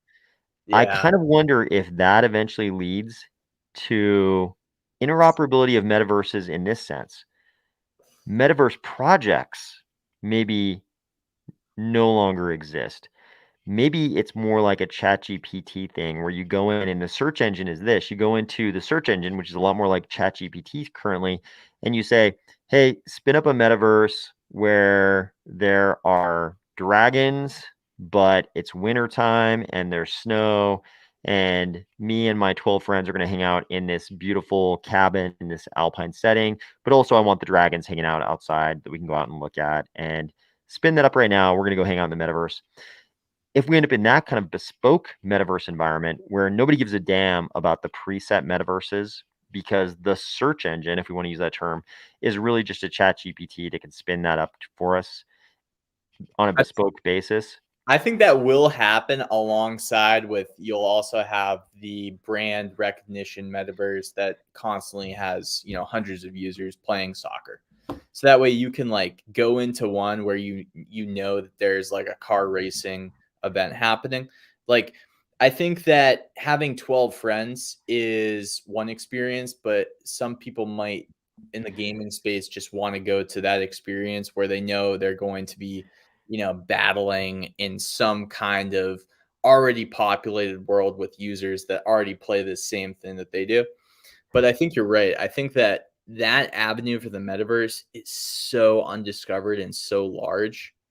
Yeah, I mean, I even wonder. So let's say it's I'm trying to like still man the case that we end up at interoperability anyways. Okay, let's say we want to have a branded event. Let's say Formula One and Louis Vuitton Moet Hennessy want to do an event where they want everybody to go race Formula One cars, right? And you're gonna have this huge number of people doing it, or it's a first person shooter or whatever. I kind of wonder if it still can't be the bespoke environment where whoever's organizing that event goes into the chat GPT-esque search engine thing and is like, okay, we're going to spin up a metaverse for, 3,500 people, possibly scaling up to 35,000, depending on how many. And you're going to have a Formula One race through Monaco and put Louis Vuitton Moet Hennessy stuff all over on all the billboards and no dragons, that kind of thing. In the case of that, if we end up with that chat GPT style creation of virtual worlds, I think that could be a way we get to interoperability, because then they're gonna want, if they're just going for let's get as many people into this as possible, really what we're doing here is advertising LVMH products, then maybe that's how you get there, because then they're not trying to sell the assets to you. They're trying to sell you their LVMH stuff. So they're going to let you come with all the assets you want. Yeah, I think what is sort of a important vehicle for metaverse projects to explore is how they can make money off of traffic, not on assets. And I think metaverses that create a compelling enough environment where people are coming and it's not so much the assets that they're buying from that place, but the amount of just engagement that's happening there will benefit interoperability as well, to also put a parallel, because one of the issues with the bespoke is, though it will happen and you might have F1 decide, okay, we're going to make a bespoke one, we're going to use AI, and then we'll just advertise it to make sure everybody knows, is the exposure of that one event. Whereas if you kind of have something that is, I don't know, for a common, maybe Cardano knows, okay, if we all go in here, it's going to be a bunch of people from our community. We're going to meet new people and we're going to have things to do and play. Then yeah, if you can really just create that brand too, I think you get away from just having to sell assets, which is a difficult thing to do. It's going to be a difficult thing to do either way. Yeah, you're basically going back to, and it has good and bad aspects to it, and I'm sure it'll happen, but you're basically going back to the social media big tech model where the consumer is the product kind of thing, which is that's a pejorative way to put it, but I think it's actually it's not all bad. There are good and bad things about it. We're trying to get away from that in crypto currently, but for some use cases, it might turn out to still be a good model to approach it. But I think some metaverses are going to come back to the same thing. They're going to be selling you products inside the metaverse, either in the form of advertising or direct point of sale kind of things. It's like if whatever, Pizza Hut and Grubhub Hub team up with Pavia for North American, consumers of Pavia. They could have a Pizza Hut inside Pavia, where you go in and order pizza, and they send it directly to your in real life house. Maybe that's how they make their money, and they don't want to sell you NFTs anymore. The biggest problem with interoperability is how long it's going to take. in my opinion, because the reality is until we have sort of a decentralized way of just magically having servers for free, I don't think that we're going to get anywhere with interoperability, because like the best way to get into anywhere with interoperability is to cut out the revenue model for the projects and to not need that to be there. And just not going to happen anytime soon, which is, I was talking about this too. I was saying the exact same thing earlier. And it was interesting because when I made that realization, it goes back to why I think we're seeing what happens with, even Charles says this about Cardano. Like what he's trying to do with Cardano isn't sexy. And there's kind of these trade-offs that you make in making short-term money, because it's not as sexy to do a lot of the back-end research to prove out a lot of these systems that they're trying to create, but it creates so much existential value for the rest of the crypto community because it can be used. These papers can be used long after Cardano becomes something or doesn't. It's like they're already being cited by other blockchains. So there's like maybe not money in that effect. Obviously, there's money in Cardano succeeding for the purpose of having ADA from the founding members of Cardano. But it's kind of true. It's like these decentralized outcomes require such a unselfish decision by so many of the engineers and researchers and potentially backers to just make the system decentralized. Yeah, and I mean, in the case of metaverses, like one of the big hard costs that we've talked about is not the biggest hard cost, but the cost that's perpetual is the server cost. Maybe we get to the point where we have some kind of I mean, there have been attempts at this already, but let's say we have a blockchain, or let's say it's a sidechain of Cardano. We have a sidechain of Cardano where people are providing the server space. Like they figure out how to have everybody at home provide server space on their laptops, and that's how this metaverse runs perpetually forever. So you don't have a centralized project who is paying, Amazon for instances of their metaverse. Maybe that's how you get there, so there's no perpetual server costs. And then it is like a blockchain. You can do the IOG thing where you deploy the blockchain and it can live forever, right? Because everybody's running it. Like the stake pool operators are running the blockchain. Maybe you can get there with metaverses that way, and then you don't have the ongoing profit motive. Maybe that could allow for different dynamics with metaverses. If we ever get to a stage where we have like this interoperable and the foundation's perfect for it, we have this interoperability for assets, metaverse. I feel like the metaverse projects that are building today, they're not gonna be part of it. Like there's gonna be like two metaverses. There's gonna be this Web 2.5 metaverse today that's like kind of building, and sure, there's little collaborations and things with centralized products. And then because a lot of projects, when you talk to them, it's something that they have to push off because they got to get a product to market. Chances are they've sold out their land or they've sold out some token. They got to get a product to market that's somewhat a product market fit, that somewhat has potential future for success.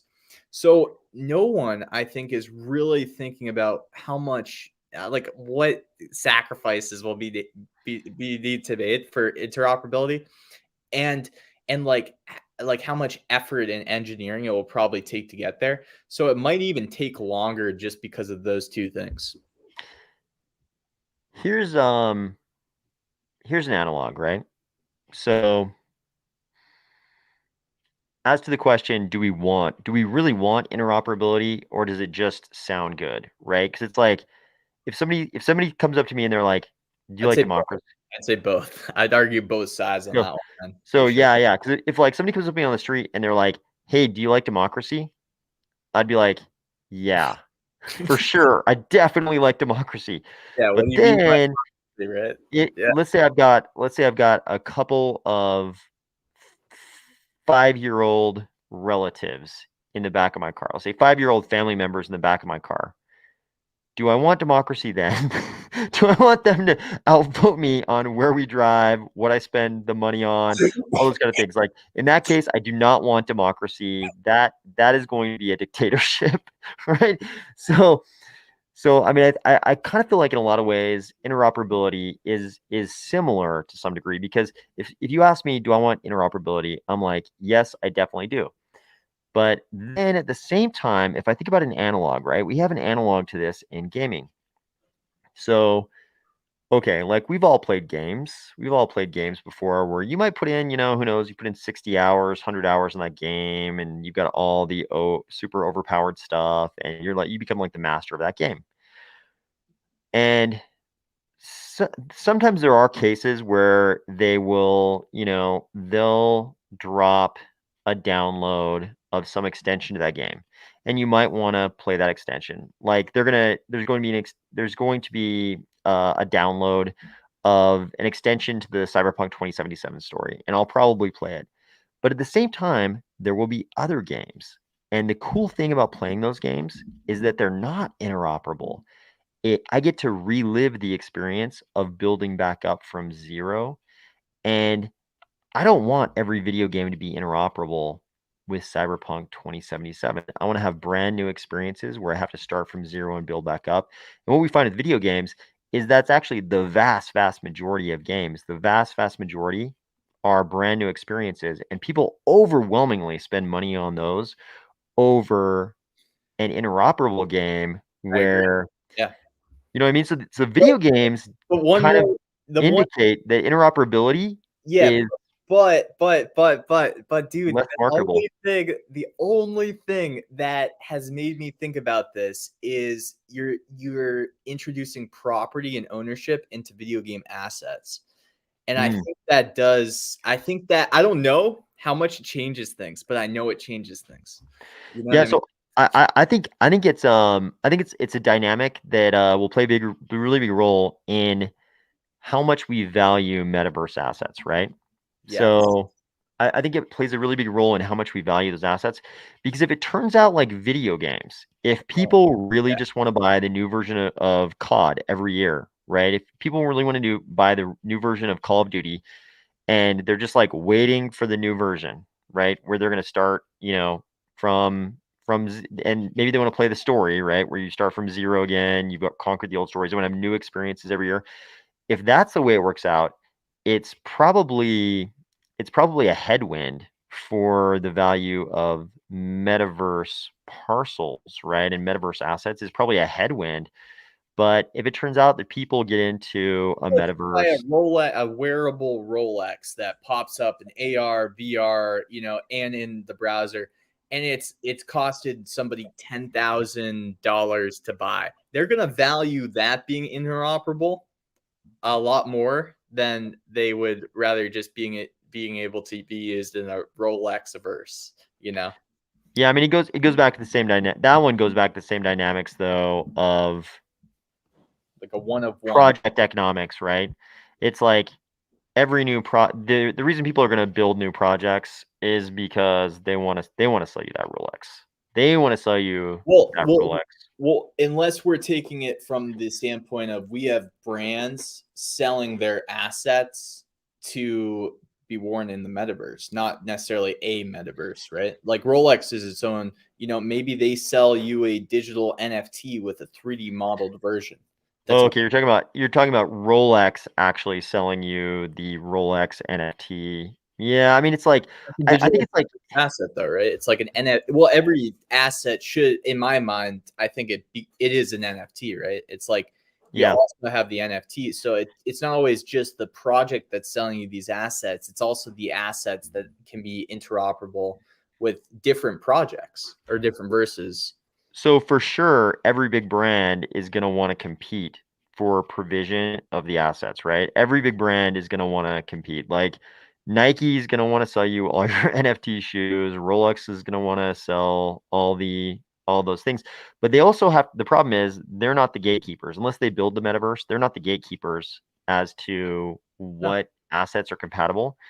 So it's like, and if you build a new project, right, you don't you don't really want to. I mean, it's the same. You could be the piggyback metaverse where you just want adoption and you're gonna monetize some other way. In which case, you allow all the Rolex assets.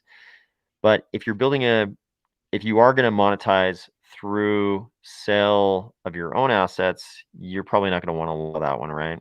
So Yeah, I agree with you though. I think Even Call of Duty players, if like HK sold a line of, NFT assault rifles for use in Call of Duty, it's like people would want to take them from Call of Duty, um, game to game every year.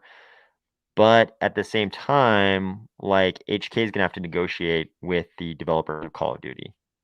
So in Call of Duty is going to be like, nope, we perfectly appreciate, if we're going to have NFTs in our game, we want to be the ones making the money on them. So I don't know. It's like a yeah, negotiation. I think one of the things that will bring user adoption to metaverse projects is going to be like, okay, let's take one individual that bought a $10,000 Rolex NFT that is also wearable. They're only going to want to use the freaking metaverses that allow them to like flex. Like they're only going to want to go to the metaverses that allow them to have their watch because they value it. They value it at $10,000. So like, 100%. And it might be a play. It might be a play that you build the completely open metaverse because you're like, we're not going to make money on assets. So we're going to let everybody bring any kind of asset, totally open to any asset. We're going to make our money through our deal with Pizza Hut, where they're going to deliver real life pizzas, and then we're going to take a tiny cut of that, or advertising on billboards, that kind of thing. we'll just allow you to wear your wearables from wherever.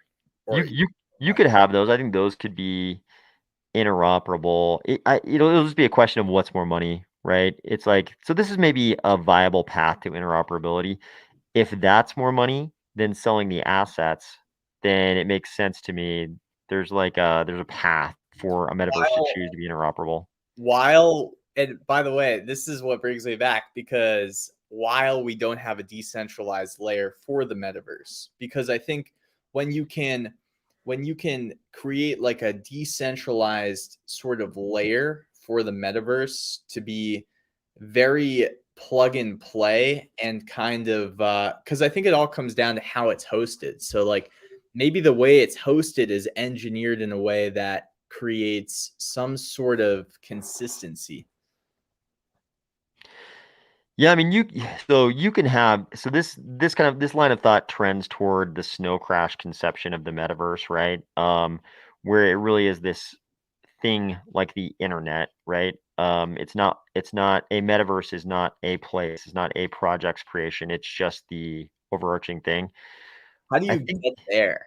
I That's interesting to me. so I don't know. I mean, so here's the other thing. I don't know if we really want it, right? Like I still don't know if we really want it because you are gonna have the guys who are gonna want to buy a Rolex NFT and wear it everywhere, and those guys will want it. But I also think there's a lot of people, like the people who want to play a different Call of Duty story every couple of years.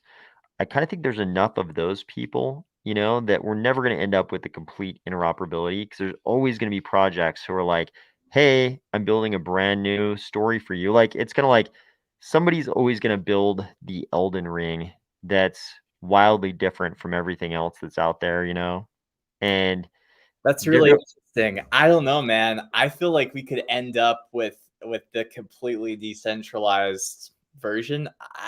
I really do, man. I think it's the I the problem is the monetization makes us the product again, though. It's Facebook all over again. We become the product again.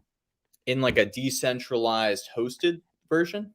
I mean, if it's a so somebody has to build it, right? Somebody has to Yeah, build it, and they're that's going to. You could have a community built metaverse, maybe, but I think probably the good ones that we're going to want to hang out in have to be built by somebody who wants to make money. And I for a think while. if they aren't selling us the assets, I think they make us the asset. They make us the asset they sell to advertisers. Yeah. I don't know. I mean, that's going to happen too. I think that's going to happen too. But I don't know if that's the future we're going to want to be in. I don't know if we want the Facebook I mean, we have the Facebook of metaverses, right? That's what Facebook is becoming. But I don't know if that's the future that like the majority of people are going to choose.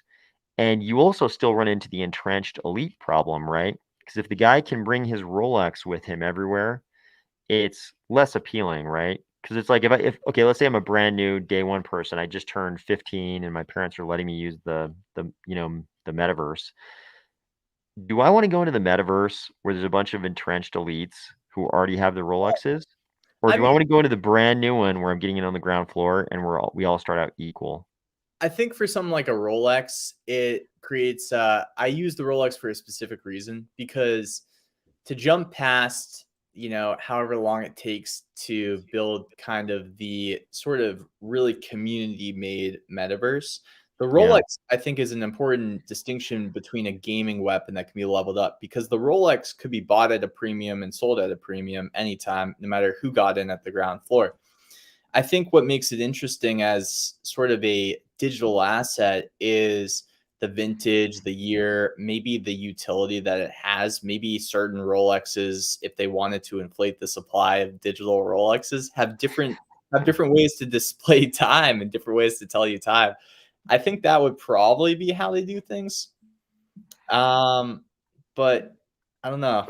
I mean, It's Rolex definitely wants to sell it, right? And yeah. certain guys don't want to spend like, 5, 10, 20 grand on NFTs like that. But if you think about any NFT, like I think you still run into this entrenched player problem, right? It's like honestly, if I'm that first day guy going into a metaverse, do I want to go into a metaverse where people are already way ahead of me, or do I want to go into one where everybody's starting from zero? What if I think the that I think decentralized that's the okay, headwind. okay, and by the way, I'm talking about the fullest version of the decentralized community made metaverse here. The most ideal.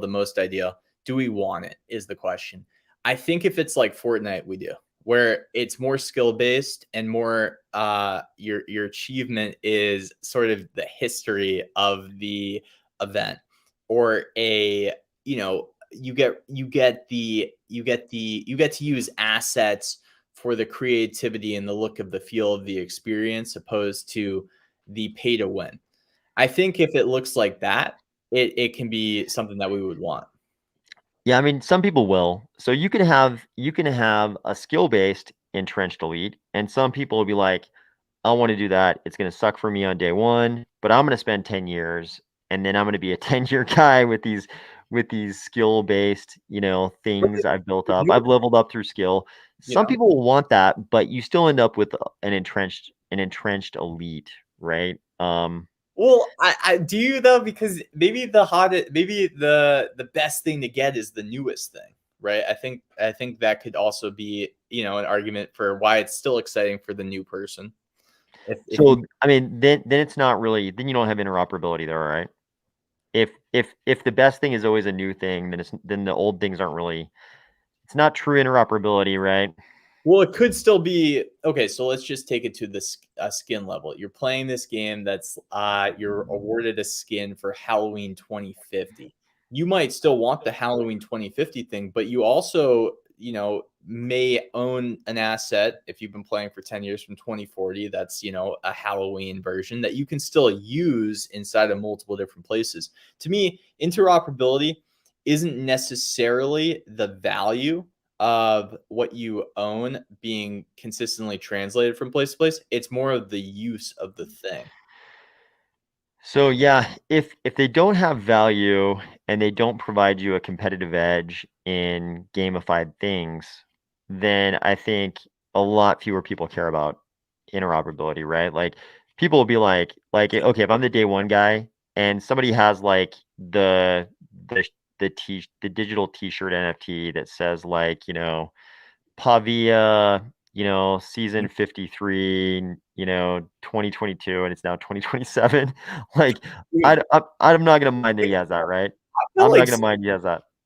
I think some people will want, okay, so this is why I think people will care about interoperability, because some people will want to go in bespoke, AI created metaverse to metaverse. They'll want to go into different communities in a decentralized community version of the metaverse.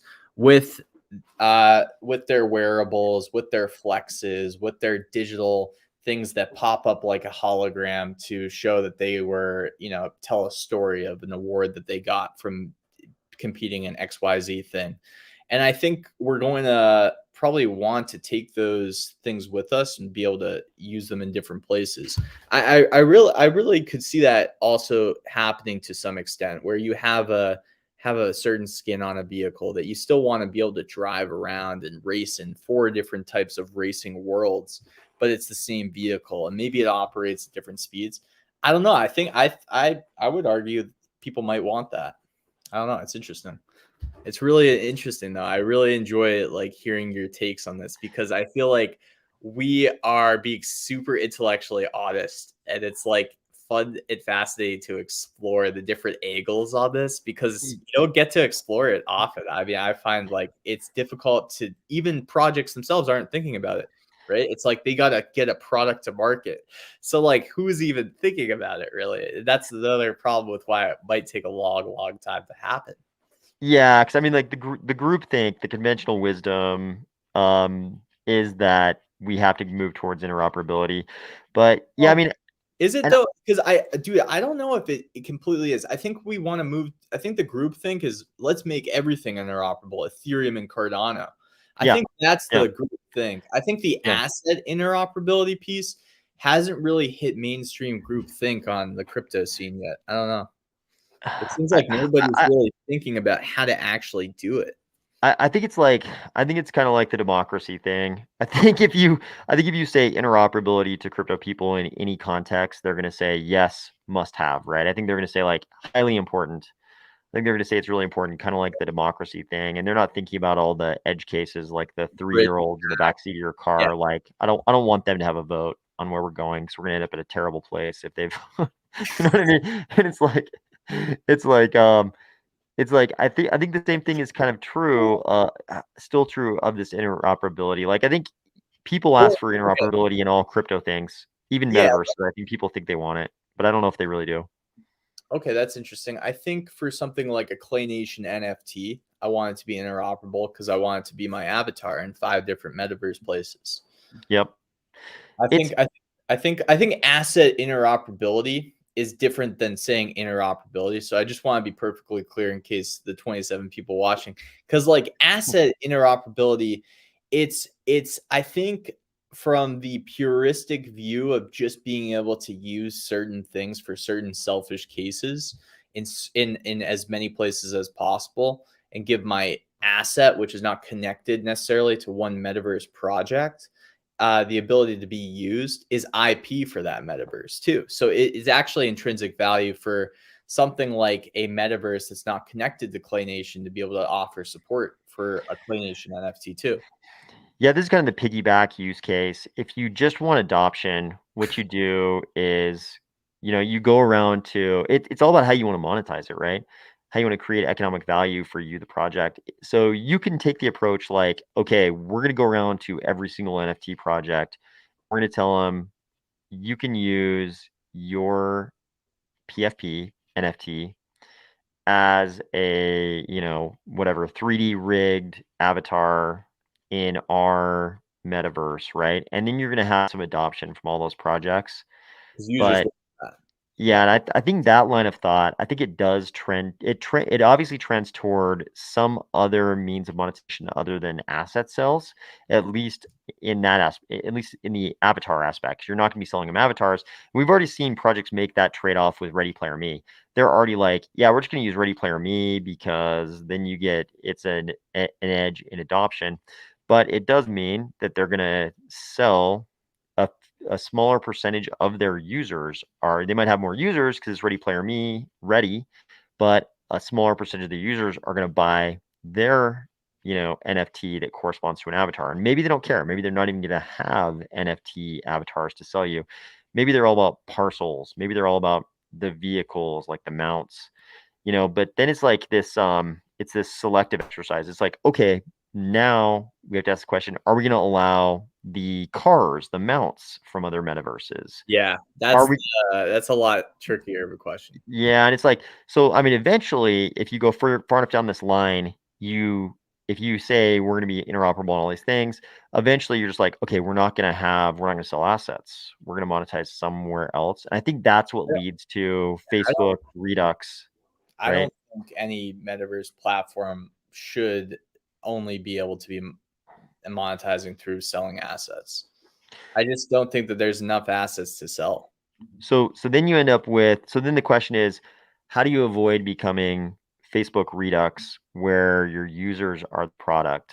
You're productizing the users, because that's how we get to Facebook, right? Unless you have another way to monetize it. But like, again, like you said, right, it's not necessarily bad or good in some cases to utilize the adoption as a way for the project to monetize. There's also an interesting way for metaverse spaces to monetize that I think a lot of people don't think about, which is you have these common areas, and these common areas can be obviously populated, which is good, but you can also offer tools to lease out these common areas that make it really compelling for the potential of a big live event for some company. And maybe it's just the tools that create the virtual space the company needs that create cash flows for the metaverse as well. So I think those kinds of things are interesting because it allows for not necessarily the adoption to be the reason why the company has leased out this big space, because the company is just having their own people. Like they might just be doing a live conference with other companies in their industry in a metaverse. And that doesn't really need like, the users of a certain platform to be there. So I think things like that will happen too, that allow certain platforms to probably monetize. I wonder how much that's a use case more for in the future. We obviously are going to get to easily spun up bespoke metaverses. I kind of wonder if that's a use case for bespoke metaverses and less for public metaverses, right? If they have the tooling, because like it depends how long it takes for bespoke AI metaverses that can be spun up to do things like, I don't know, like, Think about this, like, Reach, right? Let's think about, like, I think Reach would be happy to, or, let's say Reach. Reach would be happy to spin up a bespoke virtual environment for Apple to have a conference for, 3,000 employees in this division or something like that. Like, I think there are already companies who'd be more than happy to spin up an environment like that. Like, think about the Cardano Summit virtual world for the Wyoming Cardano Summit, right? It's like there was a company who was more than happy to spin that up as a bespoke environment on the back of a turtle for Cardano. So I don't know. It might be maybe that they decide to go to the Pavias of the world for that kind of thing. But I kind of wonder if that one too is just like a bespoke. the Pavias.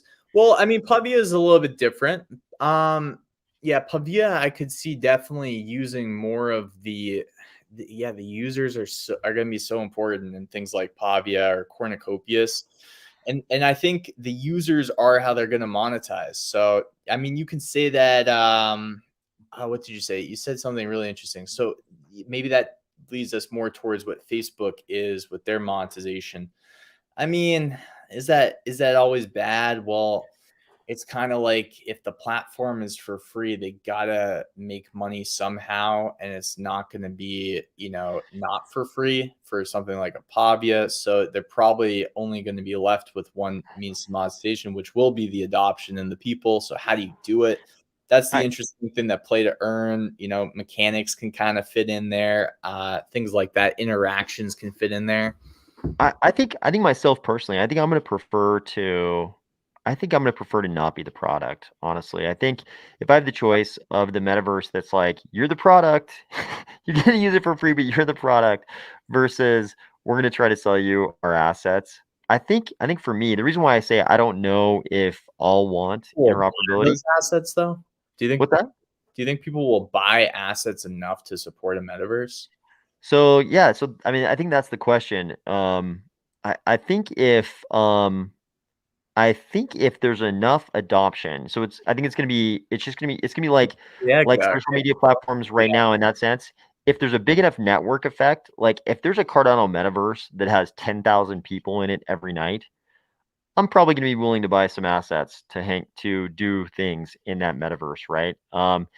If there's no big metaverse other than the ones that make you a product, that's the situation we have with social media now, and everybody does join those social media platforms because that's the only way to achieve the network effects.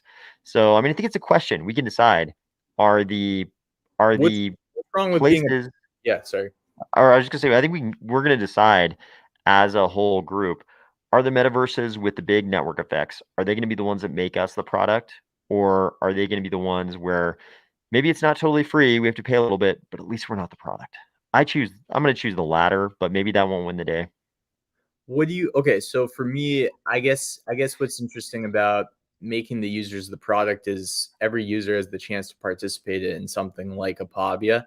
Because if Mhm. we own land and we create an experience that advertises to people something and we can decide what we want to advertise to people, it's kind of interesting where you get at least the opportunity to dish out and distribute that ability to own a piece of the platform and make others the product.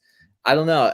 Obviously, again, there's that effect of, I think you mentioned a name for it, but it basically happens when the parcels all go up in price and nobody else could get that opportunity. And that could happen.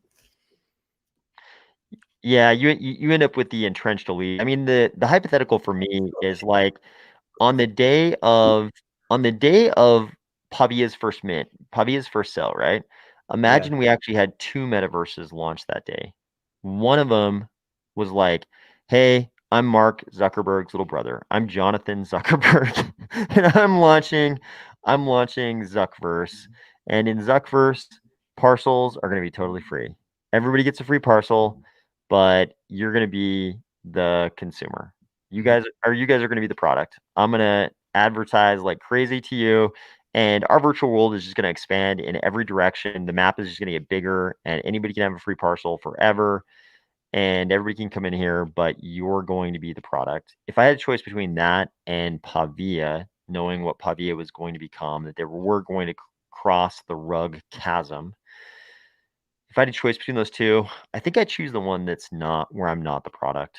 But I think other people might make the other choice, and certainly as a society, we've made the other choice with social media. We've chosen to be the product. I think where it gets interesting though is uh when you can create the sort of effect where you have kind of your data isn't as exposed. Does that affect things as much, like where your data isn't being exposed to the metaverse, but it's just like a billboard on a building? And because somebody owns a piece of real estate, do you think that kind of helps, or are you still sort of in the place of like, because I'm trying to, I actually am very curious, like, what do you see that's so bad about being the product? Because like maybe I'm unaware. Like I wanna try to dig into that. So it's like again,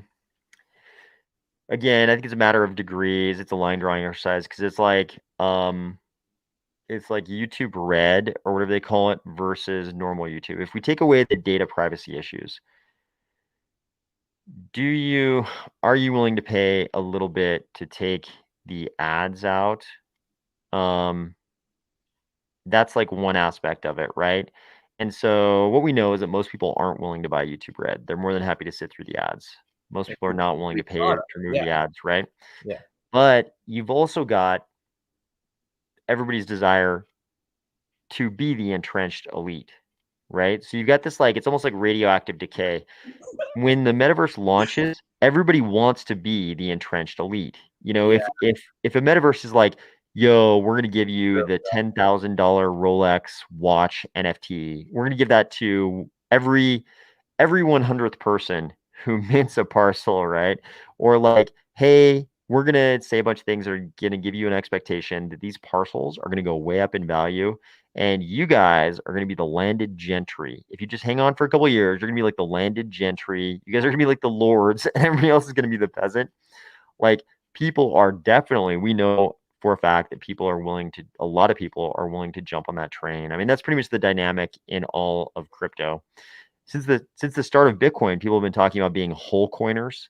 And they're like, literally, I've been in conversations where people referred to themselves as whole coiners and then referred to other people as no coiners or like partial Oh coiners, my gosh. Oh my gosh. which is terrible.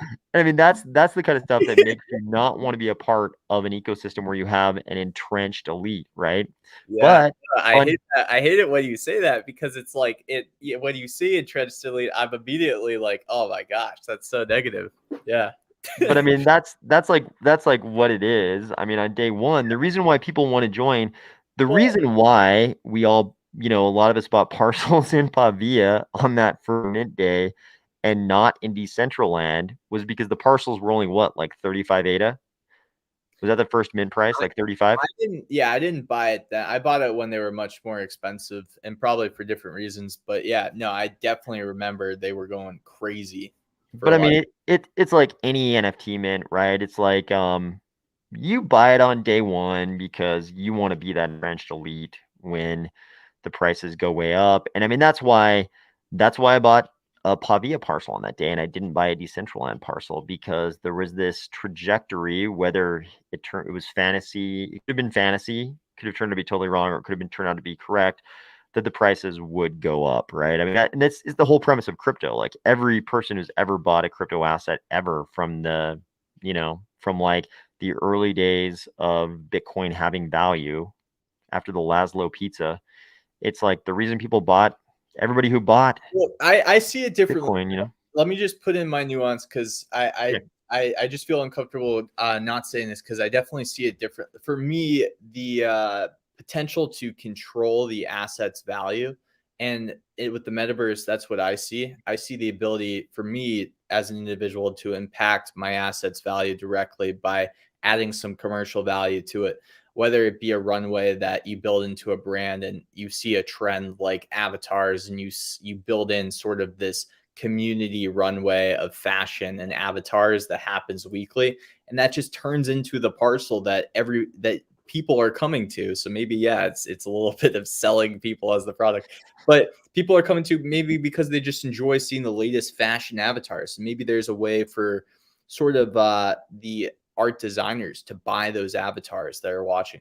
Those were the reasons why I was really interested in like a metaverse NFT opposed to a JPEG, because like with a JPEG, unless it gives you full commercial rights and you can VTube as it like a Clay Nation and build a brand around it, it's kind of something that's controllable that I could see potential for content creators like me and you to add value to. Was the reason, why I got into Pavia. Yeah, And no, I think it's yeah, I think those are kind of like like build a business to sell is my reason. I was like, maybe this is a chance to build a little business, take on a lot less risk because they're going to be providing the tooling. I could build a brand around something. Probably I could sell that as a business and I could gain a lot of experience and knowledge in the metaverse doing that. Yeah, absolutely. I mean, I think it all goes back to the same thing. I mean, like the people who buy any crypto asset, they're hoping that that crypto asset ecosystem achieves greater network effects and it has more value. Like likewise, if you're trying to build a business inside the metaverse, and I also had similar motivations. Like I already knew, like, okay, in my You might head, I be was like, fun. okay, I You can might be use this able to build a parcel. business. Yeah. Yeah, because I own like 0 JPEG NFTs almost, like very, very few that I've acquired by accident, basically.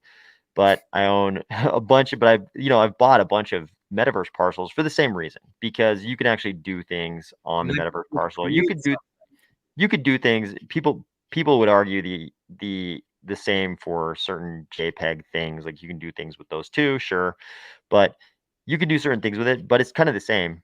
It's like you're still hoping that the project achieves greater network effects than it has at the moment, because then you're going to be building your business. In the case of you, it's like J Crypto Fashion House, you fall can bring it collection. in. You can bring in that adoption yourself, though, is the major distinction, rather than relying like hoping that the project achieves greater network effects, or kind of building something that you can have a URL to and really wow people that have no idea Pavia exists is the exciting part for me. So the two are pretty related though, right? Because if like it's the percentage of people you're going to be able to pull to J Crypto Fashion House fall collection, is like unrelated to it's the much Pavia adoption. Yeah.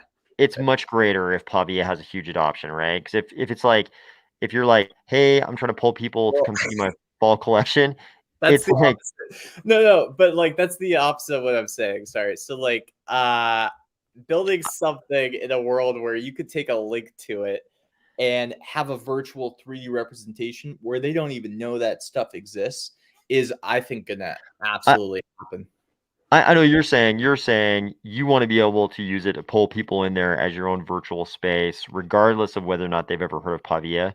But what I'm trying to say is, I think you pull a lot more people to your personal virtual space if Pavia is way bigger, right? Because if somebody comes if randomly I have two people, there's J Crypto Fashion House and there's some Critical Fashion House, and one is in Pavia. Let's say one's in Pavia, and I've been in Pavia, and the other is in Solana, on and off metaverse, whatever, like some Solana metaverse, right? That I've never been to. There's no brand recognition there. I'm not gonna know like, oh, are they Ready Player Me compatible? Am I gonna like it? Is it gonna be lame? Is it gonna be voxel? Do I hate voxel? But if I've been in Pavia, you know what I mean? So I mean, like, there's definitely a network effect of the overall metaverse that's gonna have an impact on how many people you can pull to your fashion house, right? Because I'm gonna choose yours over subcriticals if I've been in Pavia, but I've never been in subcriticals and I'm afraid it might suck. Yeah, I guess where I'm thinking is in such a longer time frame to where we're at again, which is where a lot of this sort of a lot of the frictions become very seamless. Because Yeah, I'm assuming that will happen. By the way, you're already envisioning the metaverse as the internet, and nobody's gonna care that people just want to go to your website regardless of whether where where it which is. project it's in. I agree. That's a different future than the balkanized metaverse future where people do care if it's in Sandbox or if it's in Pavia. You know what I And mean? and I think there will be a stigma around both, like, happening simultaneously, where you have the balkanized, but you also have, like, okay, maybe I only use Zoom, but now what's this Google Meet thing? And maybe you start to get, familiar with different experiences because there's gonna be probably a few projects that are able to get entrepreneurs involved that actually build something worth sharing on a URL. Like, I assume that most projects will run out of money in the next 2 to 3 years, and we're gonna be left with only the ones that are, somewhat useful for that case. There's definitely gonna be a survivor thing. Like, there are gonna be winners who win by virtue of just being the survivors, right? Like, um, Yeah. we're gonna run into the Ardana thing with metaverses. Like, there are gonna be metaverses that have their community, and a lot of their community thinks they're fine. And then one day they turn up, and they're like, "Oh, we ran out of money. It's all over." And the survivors are gonna be the only ones who can compete for the So mantle. crazy, bro. I feel like that's actually one of the biggest competitive advantages for everything that's still running is just not to burn their capital, not to waste their capital, and to make a product. Like, because you're gonna have this much less competition. And Uh, and finding an ongoing revenue stream, like, they've got royalties, they hope there are active secondary markets so that the royalties can fund them, um, but can they launch the product? Can they create additional revenue streams? Can they rent out the venue, like you mentioned, to the whatever corporate entity? Can they build a 3D marketplace for not just their assets, but for other assets and host it on something like a Nebula where you have, like, all the functionality, but you're connected to a broader aggregator. So when people come in, they see listings from other have you checked out Nebula yet? No, I haven't. Oh, okay. Do you know what I'm talking about though? It just was released. I've heard the name, but I haven't paid attention to it. Yeah, so it was basically Alessandro trying to decentralize, like, in my opinion, Oh, I do. Okay, I do know what this is. Yeah, I do know Oh what my this is. gosh, that thing is really interesting. Maybe there could be better ways to do it, but the starting point of where you set it up, where you projects will just need a back end and front end developer. It sounds like, and it could just be it's open source, so people can build on top of it to make it even more seamless. But every project could have their own marketplace. And you could see this layer on top of that just aggregates all the single project marketplaces and has sort of like a a finder's fee. So you could have this layer. The way I visualized it is you could have this layer of a bunch of other marketplaces that are just responsible for exposure, but have sourced all the listings and then give the royalties that each single marketplace demands for each project. So it's just really, I think it's a big game changer for the NFT space, at least. Yeah, it could be super interesting. Yeah, I think metaverses are gonna find revenue streams beyond just, endless rounds of sales of assets and then reliance on the royalties. I think some will survive that way though, right? Like some They will could. survive that way. But Virtua, for instance, could sell a lot of assets with what they're trying to do because they just have so like what they're trying to do is so big and it's going after mass who, adoption. who Like who's that? Who are you talking about? Virtua, Oh, Virtua. Yeah, for sure. they have I high think some projects too.